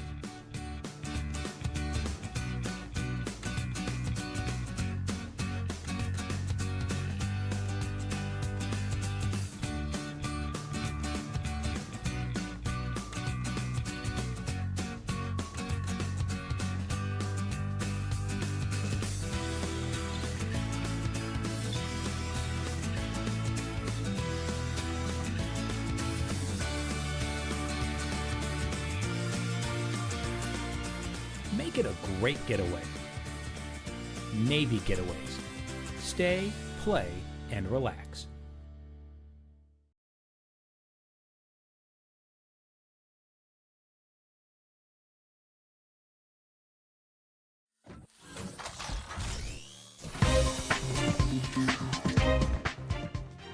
Welcome back. It is now grand finals time here at the Navy MWR Esports Spring 2026 tournaments presented by USA and brought to you by the Navy's Morale, Welfare, Recreation Program at Commander, Navy Installations Command. Get him with it. It is day one, Spaceman. It has been flying through. We've had a bunch of hiccups. We are finally at the pinnacle with, I think, the two best teams on paper and overall going to be squaring it off to try to take home that $150 gift card to obviously provided by Navy Exchange for us to go through and see who's going to be able to get that. AFG and tax dollars, folks. Uncle Sam's getting paid tonight, whether you like it or not. But I gotta say, Jake, we gotta get this kid out of the grand finals. We gotta stop letting this kid make it to the grand finals. All right, Jake, WASD, Charms, I don't want to hear it. USA, it should actually say Con US, Air Force Gaming, currently on the left side. Tax dollars on the right. Two best teams in the bracket tonight so far. I mean, again, sample size is what it is, but seeing what we saw out of Tax Dollars, both 100-point clubbed their own opponents in semis, and Air Force Gaming doing the same thing in their semifinals matchup. Funnily enough, again, both these teams, one, with a lot of history against each other, players specifically, and two, these are easily the two best teams we're going to have here tonight for our matchups, and the fact that we can now get a best of three to really decide who gets the championship, who goes home as the winners for day one. Again, we're basically getting kind of a classic Navy MWR matchup here, and we don't have to pick winners because who cares? And everybody basically gets a free good show of Call of Duty. And that's the beautiful thing, is that like we go back to some classic Black Ops 7 maps, and these players have so many reps against each other at this point that it's just basically another scrim. Like this just turns into like a Pro 8's lobby. Let's get it going. And I just hope it goes 3. I hope we get a full exposure overload. I'd love that. Derek, how you feeling about this? I feel good. I feel so Cabasay and Cabassi. See, I think we're just flip flops. Bro, I like the Cabasay. He says, "Hope I didn't confuse the casters. We're switching POVs and stuff. I got y'all, bro. You did phenomenal. I'm gonna be brutally honest with you. That was a sensational driving podcaster performance for somebody who's probably never touched the settings in podcaster before. Bro, being able switching between players the way you did, but just in general, keeping the action moving on our screens. Hey, that's all we need. Thank you for your contribution. I've seen dedicated observers who don't move that well. Yeah, we should name him. I remember some back in the MLG day that when because we used to actually have to drive it when we used to broadcast. Yeah, we used to have to drive it. Yeah, that was tough. And that's why I think Paradox is so good. Bro, I will never forget. I wish I had a PlayStation 4 controller. I have a PlayStation 5, I guess. I will never forget. This was up to World War II, and you know this. You had been around, especially up until into the MLG days and CWL. Like, if it wasn't the production teams we have now who have been phenomenal, everybody who like now has the jobs of being able to put on observing and third cams and stuff, you would literally just sit. Somebody would either like it would be like Miles or somebody would be holding the controller while you're driving and they'd be trying to figure out the rotation stuff, or I would watch Paradox sit there and he'd have one hand on it like this as we were casting, and he would just be moving and casting as we're going. I'm like, brother, you're a freak. And he was like playing the piano. He just had this thing locked down. He was just going. I'm like, it's a different level, man. It's a different level. Paradox, an absolute goat. But yeah, it was back in the days when casters would have to drive, and half the battle was making sure that I clicked the right person. It was a whole deal. So shout out Cabasay. That's what that meant. What kind of PS5 controller is that? Dude, this is a scuff. Okay, for those of you who are uninitiated, that is? Yeah, this. I mean, it's a little too wide for my hands actually, because I have small hands, so it's a little bit too wide for me. But yeah, this is one of like the. It's the one that you can plug into like to your PC. So I play like COD on this and stuff. Really great, but a little too wide for my small hands, and so I feel sometimes like I'm pulling my shots. So Be perfect for me. I got big hands. Yeah, I mean, bro, you come and take this thing. My hands are tiny. I don't know. Like, I don't know if a PlayStation controller, if it fits. Oh, like, big fan. I mean, I love look. The X. We're vamping, folks. Grand finals coming up. Look, the Xbox controller, absolutely phenomenal. 360 and the Xbox One, still one of the best of all time. The original. I have the original MLG Scuff, which is this one from PlayStation 4. This one. This thing, that's my favorite. Obviously, you can see it's dirty as hell. This thing, bro, I would, first of all, went crazy on this thing. Second of all, it is so wide for no reason. You literally, like, if you're trying to play anything other than stretch, you can't do it. This thing is so unnaturally wide. I don't care I don't care how big your hands are or small they are. Just, what are we doing? Just too wide. I like that controller a lot. That actually, I think. Obviously, Xbox 360 always wins. I put this thing rare, man. But that size controller, that's when I was playing 2K, like almost at a professional level. That's the only controller I would use, and I loved it. The issue was I slammed it, and the durability's not that No, you can't do that. But going to your point of, dirty controller and stuff like that, that is why I, instead of getting bright colored ones, I got a black one. Because, like, even this a little... Yeah, that's man. a little funky. I don't even use. Well, look at this stick drift. This might be the worst stick drift you've ever seen. Ready? Holy! Oh my God, bro! You could rotate early with that thing. That you would. Good Lord, that's terrible. I mean, getting stick drift is awful, bro. Yeah, it's stick drift on like the PlayStation builds, I should say, has been a little bit worse for wear that I've seen overall. Just like, I mean, the stick drift is just, it's so awful. But bro, that's not drift. That's broken. That is, your stick is out. There's no drift there. That's just full on. I mean, I respect that for still using it, but yeah. You know what's funny is that I thought it worked fine. I didn't touch the controller. I loaded up a game of Rocket League and plugged it in. Yes. And I like sat there and it just stuck one way, and I'm like, oh no. I had to get up and go run and grab the pink controller that I had. I was like, okay, now everything's perfectly fine. And that's tough. Even it's also tough now with Omni movement and COD. That's actually funny if this kind of circles in, is because even now, like, I get minimal stick drift. You can feel it. You feel it in Rocket League and you're like, okay, like this sucks, but I can kind of adjust. It's still difficult. Same kind of thing with COD. But when you have even minimal stick drift on a controller, especially with Omni movement, that difference, that millimeter, is enough to either ruin your G slide or ruin your slide cancel, or to ruin, like, the way you're kind of moving in game. And it's just, the moment I feel a little bit of stick drift, even in COD, I'm like, I need a new controller. I need to like fix this, because it's enough to just tweak you out. Which is why you see pro players with buckets of controllers. I mean, that was back in the day. Krim was the only one who was trying to repair them as they came in. Like, he was actively taking them apart, putting them together in the optic house. But he was like the only guy really doing that. Everybody else was like, we just need controllers, because Battle Beaver couldn't supply as much as they wanted. Imagine Customs couldn't put out that many. It was a tough time. Still a tough time. I would love to see like the guys who have been around for a while, like Clayster and all them. I wonder if they just have like closets full of just totes of scuff controllers or whatever controllers that they were using. Oh yeah. Oh, the only ones you're keeping are the ones you won chips with. Like, if I was them, I'm like, I'm keeping the ones I won the chip with. Other than that, maybe with some sentimental ones, but like, they've gone through like 13,000 D-pads and thumbsticks over their career. Like, they just wear those things down. Absolutely. By the way, we are still waiting for the players to get into the game. This is why we are just going on these long tirades, if you will. Yeah, oh, hey, there's clouds, shit, grab it away. That's why we're doing that.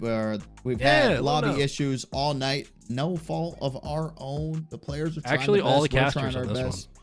One. Really, all the casters on this one. Speaking of controllers, tell us your best controller in chat. Any fans of the Wii board? Any fans of the Wii fitness board? Remember the Wii fitness board? You had to sled on it or like ski jump? Yeah, I remember. I will say this: one of the most underrated controllers of all time. On the Nintendo Wii, they had a gun that you'd put your Wii remote in the front. Oh my God, the Link crossbow gun? No, just the normal. So it was for it released around the time of, I think, Call of Duty Modern Warfare and World at War, because I remember I used to beg my parents in our Nintendo Wii to buy me one, but one of my buddies had one. So whenever we go over to his house, you'd be walking around like this and like moving with it, and I was like, oh, it's so much better at the game this way, dude, than having to use like the Wii remote and run around that way. Dude, first of all, Anybody I like back then, cross progression wasn't, or crossplay was not a thing at that time. So seeing people play Wii on YouTube, playing like Wii Call of Duty, was the funniest thing. It was like, yeah, that's a choice. Second thing, bro, seeing that was crazy. But like running around, also that was what you had there with the long extension. I had with Mario Kart with the wheel. When they came out with the wheel, you could put the thing. I said, bro, this is the future right here. This is never getting better than this. And it did. It got way better. But like that was crazy at the time. The Wii was watching people play COD Zombies on the Wii was like the funniest thing. Well, ever. because when you had, it was weird because we're so used to, obviously, like you turn and aim, everything is just in the center spot. Yeah. Because of the Wii remote, it had that weird funky crosshair that was always moving. Oh my God, and it was kind of just going wherever yeah, the it was like a remote rail was shooter. going. Yeah, it was so awful. weird. It was awful, dude. It was not meant for God. I remember Yeah. I watched, actually, I think a couple weeks back, I watched a trick shotting montage on Call of Duty World at War on the Wii. Of all things. My God. Oh, wait, what kind of shots are we talking about? Are we talking about like late phase LCAM shots or like early, like it was because era? World at War quick scoping was odd because it was a lot slower. Yep. I think with the PTRS you could get a more black scope, right? Zoom. Yeah. Yeah. But I remember a lot of the clips came on the Asylum map. Just because I don't know why, but that's the one I always like. I feel like it's the only game I ever played. Whenever I played Call of Duty World at War on the Wii, it was always loading up and playing Asylum. There was no other game that would ever put me into. But that's Xbox 360 wins forever. Greatest era of all time. I mean, without a doubt. Yeah. Nothing came close to a 360 controller. Like I genuinely wish they would just re-release a 360 controller for everyone to use, which I think you could probably just plug a 360 controller into your computer and still use it for games. Yeah. As long as it's got a USB connection. I mean, look, we've seen Smash players revitalize the N64 controller and GameCube with custom mods. I'm sure at some point we can get the Xbox 360. Also, I know is that without it, at the end of the day, our players are just players. They need controllers to get all the way to the finish line. And that finish line being the grand finals, because we're ready to go. Woo! We got our players ready to go. With that, folks, it's time for grand finals time. Let's get it going. Air Force Gaming versus we're going to tax you. It's tax dollars. Into game number 1, Den, Hardpoint. Oh, baby. Lord knows what we're going to get out of Jake and WASD, but Cabasay has been fantastic with the M15. And if you know anything, you know this is going to be a close series. Come on. I just saw it up there in the top left too. We got Kabassi has the Rip Kobe on there. Mamba mentality here for Kabassi. Let's see if that'll be enough to power him through here in this map number 1. Hey, this has been the matchup we've been waiting for. As soon as we found out who these rosters were, we saw the gameplay and everything in between. It's all going to kick off here with Hardpoint on Dem. We will move to a Search and Destroy on Raid. Fan favorite for everybody throughout the history of Call of Duty. That'll be coming up there, map number 2. If needed, we'll go to the Overload on Exposure. But maybe we won't need it. We haven't needed it the entire night so far. It's just been clean work the entire way through. Just a lot of 2-0s. I completely forgot that we also have a Hale versus Jake matchup. Like, give me. We got a battle of the brothers. No proof of that whatsoever, but just doing propaganda where we can.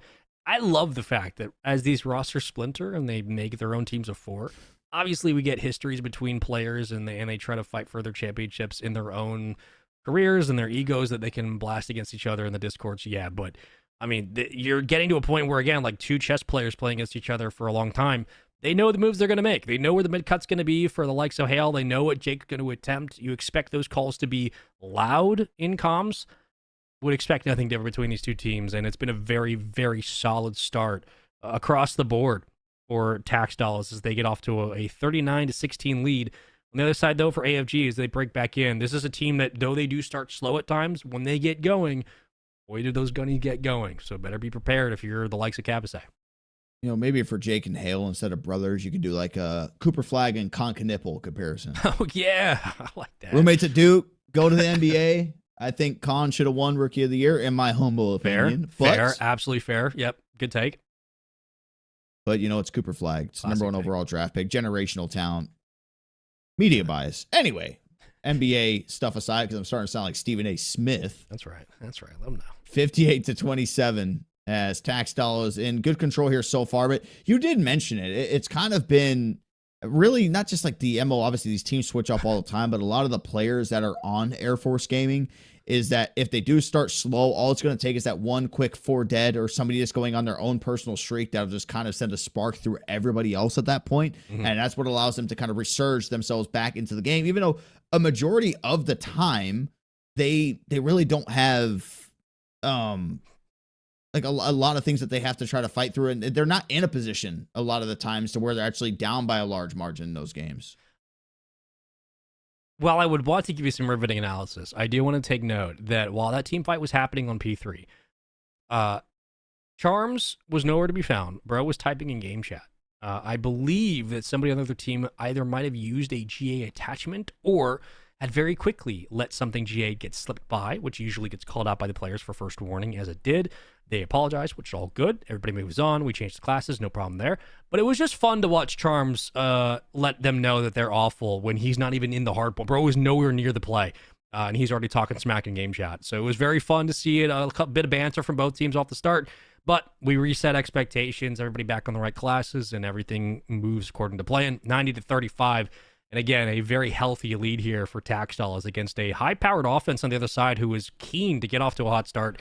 And once they get going, kind of rally those money hills into 3-4 and back into the second rotation of first set. It's going to be a really tough order for the AR of like Cabasay to be able to keep pace, but so far doing it and trying to hold down those back spawns, unable to do so this time. We'll have to come off respawn and try again.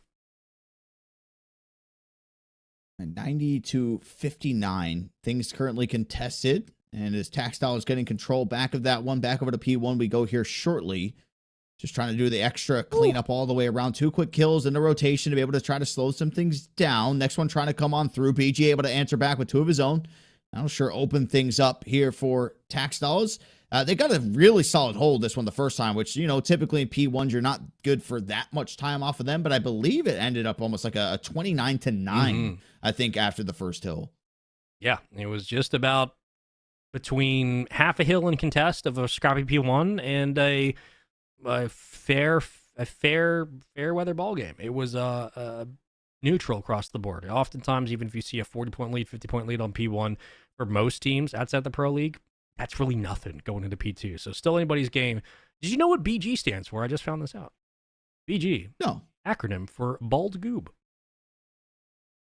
No. I'm serious. Who said that? Production. You're lying They to put me. it right in my ear. Bald Goob. That's right. I said Brittany Griner. Okay. Generational. Okay. I can do both. Big fan of the Goob. Oh, love to see it. Into P2. Our second set of rotations. And if you're a sailor, I'm going to try that again with a real American accent. If you're a sailor, E1 to E6, or an unaccompanied sailor, then be sure to visit your MWR Liberty Center, where you can discover new interests, use computers, play video games and billiards, watch movies, and attend parties and other events, such as outdoor recreation activities and trips to explore your local area. Again, we got a chance to see some of this in person in Hawaii, and it was not only just a good camaraderie, a good place for players to convene and hang out and talk shop, but it builds community in those spots. And when you combine that with the likes of esports, likes of competitive gaming, there's no better place to be, Dirk. Oh, 100%. It's really, for at least from the Rim Pack that we went to, with how many different people were there, obviously competing in the Call of Duty stuff, but then us kind of finding out that there's every other sport imaginable being played in like a World Cup style format of all the nations that were in there, which made it even that much more cooler. But yeah, I think what we had so many different countries playing in the Call of Duty tournament. There was a lot of teams that were there. Obviously, USA came out on top at the end of the day. That's right. But I think there was a team. There was one from Mexico. Was there a country from like the APAC region there? I thought we had Japan with us. Japan during that tour. I'm pretty positive we did have Japan, or we had the Philippines, I believe. Memory serves. We had the Philippines, and I believe we had Japan or South Korea with us, because I remember we made a comment that we saw their boat next to our docking side, and we're like, "Oh, look at that! That's awesome." Well, we thought it was going to be a very close series. Yeah. So far, like, it never starts off map 1 when you're talking about players of this caliber, but I thought we were going to be in for like a 250, 245 type of hardpoint game. It's edging towards 100-point club, Okay. kind of 196 to 85. I like edging. I guess. Yeah. 203 to 85. Yeah, I think. Can we post like hashtag 100-point club alert? Like, is it at that point? We're getting to it, bro. I mean, you're thinking what I'm thinking, because ever since Charms talked crap in game chat, they've scored maybe 40 points. It's been 2 rotations of absolute dominance. Yeah, Cabasse's here to shoot, man. He's playing lights out. We forgot what he did back on Plaza, didn't we? By we, I mean me. Because the dude is shooting. Everybody else picking up the slack. Chloe from Charms 2, left. and Charms is out. He said, that's enough. That's a GG's game 1. Maybe he's not happy with the way the server has been bouncing back and forth. Either way, though, it's going to be a 100-point club barring anything. I mean, if anybody contests, it gets more interesting. I don't think it's going to happen, though. Oh, my God, Cabasse shooting. He's on a heater. The way he's moving, the way his centering is lined up, oh, baby. 250 to 89. Scratch the head. Are these guys even playing? Lean back, order some DoorDash, take a photo of it. Good Lord. What a game. Well, it's tough, too. We mentioned it, that at least that we know from Charms, I believe Jake as well, they're both playing in, I don't want to say like a room, not even like a conference hall size, but the Air Force are having like a whole gaming event that's going on. So you got a bunch of different people all in one spot using a lot of internet. That's the tough part. And you're used to a guy like Charms at home streaming every single game, probably playing in the best internet possible as we check out our replays presented by USAA. So it might be a little bit frustrating for him, especially. It's more of too like when you get out of your natural habitat and you're not necessarily like in a LAN environment, right? Like the lights are typically dimmed. It's more of a darker setting. So where this, you're just in a giant room with all these bright lights and you got about 10 other people that are around you that obviously are doing their own thing as well. So you probably don't have the peace and quiet that you typically have when you're playing from home. But I still got faith in him. I hope that wasn't like a quit, like I'm done for the entire night. I hope that it's something that they're going to come back into. And then, we bounce back and we have a good raid, search and destroy. As our current president of the United States would say, get those lights off. It's too bright in here. And I turn off the lights. Understand that Turn off the lights. Turn off the lights. Listen, if you're in a crowd, not only do I know that like they're dealing with, they're playing on LAN, they're dealing with the server on their side, but I know for a fact players are watching. I know for a fact they got a little crowd around them. And I know they're feeling the pressure. This is one of the rare times where they're on the back foot. They being Jake and WSD and Charms. Basically the whole team. I mean, this is one of the rare times where I don't think I've ever seen Jake and WSD get 100-point clubbed, either in a finals or in a hard point that way. So gives you the caliber of tax dollars that we're getting. By the way, Cabasse, phenomenal. This team's shooting. So what could have been, I thought, was going to be a relatively quick grand finals. Might just be that in a different direction. Good Lord. We are switching some for bio breaks and stuff, but Dirk, this could be a 2-0. Yeah, and now going to the Search and Destroy too, especially when you get the, I always call it the composure check. Yeah, heat check. One side's composure right now is as low as it gets. So the good news is it can't get any lower than where it currently sits at. That's true. So that's at least a positive, right? You always got to try to find a silver lining when you're out there competing. But it is a Search and Destroy map that they've played a million times. We've seen them played on that first set of events that we had when Black Ops 7 dropped as well. So if there is a chance to bounce back. Search and Destroy is always kind of like a safe haven when you're not maybe gunning the way that you typically do. Search and Destroy can be that come through to be able to turn some things around. But I don't know, man. Like we've talked about a lot throughout these tournaments of some of these players just like snapping and having it on, but maybe they have like 3 good games and then they have a stinker and then they pick it back up. Cabasse is like right from the jump. Every game that we have seen from him, he has been just going over the top for his team. Yeah, that's a rarity. So obviously you don't want the finals to be that one game where we're kind of like watching his POV and we're like, damn, he can't hit anything. There's nothing that's going his way. No bro shooting. He hasn't had to leave that up to question this entire time so far. It has been it's been stellar from the man who has not only been the MVP of the games, but also the MVP of the broadcast too, from jumping on and give us a little codcaster action. Yeah, bro's done literally everything tonight, and he's about to win the chip if he plays like this. Like MVP of the tournament so far for day one for sure. Best gunny in the lobby right now. Most confidence shot, I think, especially with some of those close engagements on on third set for the Hills on Den, picking up those last couple of kills to close out the game. I mean, dude looks comfortable. He looks confident. And can do it all on both ends, from the sticks to the driver's seat. I mean, he's been effective everywhere across the field tonight. So one more game for tax dollars to take home the championship for AFG. A chance for them to try to force the reverse sweep in a best of 3. Currently switching hosts, so we'll give you guys a little bit of a taste of different servers across the board, but don't know if it's going to change too much, because right now Cabasay and company just looking way too strong again. This is a team that 2-0'd their way to this point. AFG, same situation. Again, both these teams had 100-point club their opponents in the semifinals. This time, AFG on the receiving end of a 100-point club on Den, which is not good. It's dead. It's been here since day one. That's tough. That's tough. That's tough.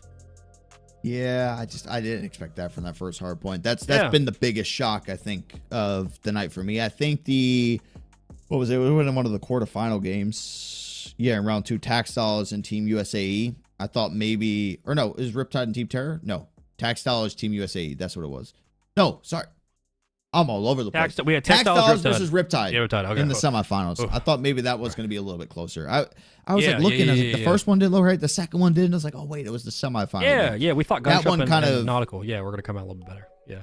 That one caught me a little bit off guard. Yeah. This hard point blindsided me. I got T-boned going through a school zone. That's what that's like. Yeah. I mean, man, been there, man. Been there. Not the one being T-boned, the one T-boning. I will be going through the stop sign at all times. Listen, on standby, so make sure the players are good to go. If you're enjoying the stream, you're enjoying everything about this, 1, hit the follow button. 2, give a big shout out, a thank you to USAA. USAA proudly taking care of our military community and their families since 1922. No Navy endorsement implied. We are getting ourselves ready and primed, as Dirk would say. We are edging our way towards the finish line of the grand finals. We might just get an announcement. And with that, I'm going to turn it over to our lead MC of the night, Papa Dirk Nowitzki, aka I got Vermilion Rose. Okay, there we go. I was getting ready. I was getting ready. I saw what was being typed. I was like, I can't give the official announcement without, the boss. Yeah, we got the boss call up here. Listen. Anyway, on the boss call. I'm Howie Mandel. The banker just picked up the phone to tell me blah blah blah. It is, unfortunately, Air Force game. They're gonna forfeit. They've decided to not play the rest of the series, which means baby, your tax dollars comes out with a 2-0 sweep to be crowned our champions here of day numero uno here of our 2026 spring tournaments. Of course, Navy MWR presented by USAA, all that fun stuff. Tax dollars come out on top and claim first prize, $150 gift cards by the Navy Exchange, going to be given out to all the winners there. Fortunately, going into day number 2 and 3, they will have to split. They have to make some separate teams, but that adds to the excitement for us. Here's the thing. My job is to do some propaganda, so I'm going to. Technically, Jake has not lost to grand finals yet. He merely exited before conclusion. He forfeited. It is not a loss. So, the continuation of the Jake run stays live and alive in my brain. But honestly, being in these spots before and knowing how tournaments can run late and stuff, and just for those who may be wondering, why would you forfeit? Look, the map 1 was a bit of a barn burner. They're playing, look, it's quite simply, map 1 was a barn burner. You're going into an S&D. You're already dealing on their end with, maybe they're not most comfortable with the host setting. It is what it is. That is the nature of the competition. We have seen people forfeit for less. This is a very standard, yeah, we're probably not going to win the S&D, so let's go. Let's call it a night. Everybody get some rest, and we'll see you tomorrow. Fair play all the way around. Both these teams deserve to be in the grand finals, but very clearly one team was the best team of all today, and that was, of course, Tax Dollars. Rightful win. GG's all around. I mean, they 100-point club their opening hard point. That is as dominant a statement of a win as you can get. So they're going to take home the title tonight, but it does leave in some opening conversations and fun questions and all kinds of stuff for both tomorrow and Saturday. I'm sure we'll be talking all about all of it as these players create new teams of 4. So it'll be fun to see if we see any changes from 2nd through 6th. But a good little night of COD, a lot of chaos, but like a first day of just throwing stuff at the wall and enjoying what falls off of it. Plaza was great. Sake was great. Got to see Cabasay shooting some of his best. I'll take it. It's a night that had a little bit of everything. That's right. Forfeits, sweeps, no codcaster, lots of nostalgic talk. And I hope, please, COD gods out there, that we can just get everything smooth going tomorrow. But that brings me to my next point. We do have more tournaments coming up over the next 2 days. Same time, same place tomorrow. And Saturday will actually be during the day. So guess what? No excuses. You're not working. Here. You can go participate in the tournaments. But that is how tonight is going to come to a close for our 2026 Spring Tournament, day number 1 here at Navy MWR. And of course, brought to you by the Navy's Morale, Welfare, and Recreation Program. Thank you again for watching. Of course, a massive shout out to our supporting sponsor, USAA. No Navy endorsement and sponsors implied. As I just mentioned, you can sign up for all these tournaments that you're going to see going from Friday to Saturday and ones in the future by heading to navymwr.org/esports. And of course, be sure to follow Navy FFR on Facebook and on Instagram at /Navy FFR. And of course, here on Twitch, hit the little, is it a purple heart now or is it gray? Yeah, what is it? It's gray. It's purple in my head, but it's gray on screen. So it could be a little both. If you see a heart, see a gray purple heart. Yeah. Make it a you know what? It's kind of fitting for the armed services. If it's a purple heart, go ahead and click that. Give a little purple heart to yourself. Yeah, if it's a gray one with a white heart, don't click it because then you would unfollow the stream. Don't do that. But of course, you can follow us here at twitch.tv /Navy FFR Navy MWR. Almost said FFR. Got too caught up in the mix there. Aww. Good Stave. With that being said, I'm Dirk. That's Spaceman. On behalf of our whole production team and Navy MWR, we will see you all tomorrow, same time, same place, here for some more Call of Duty Black Ops 7 action.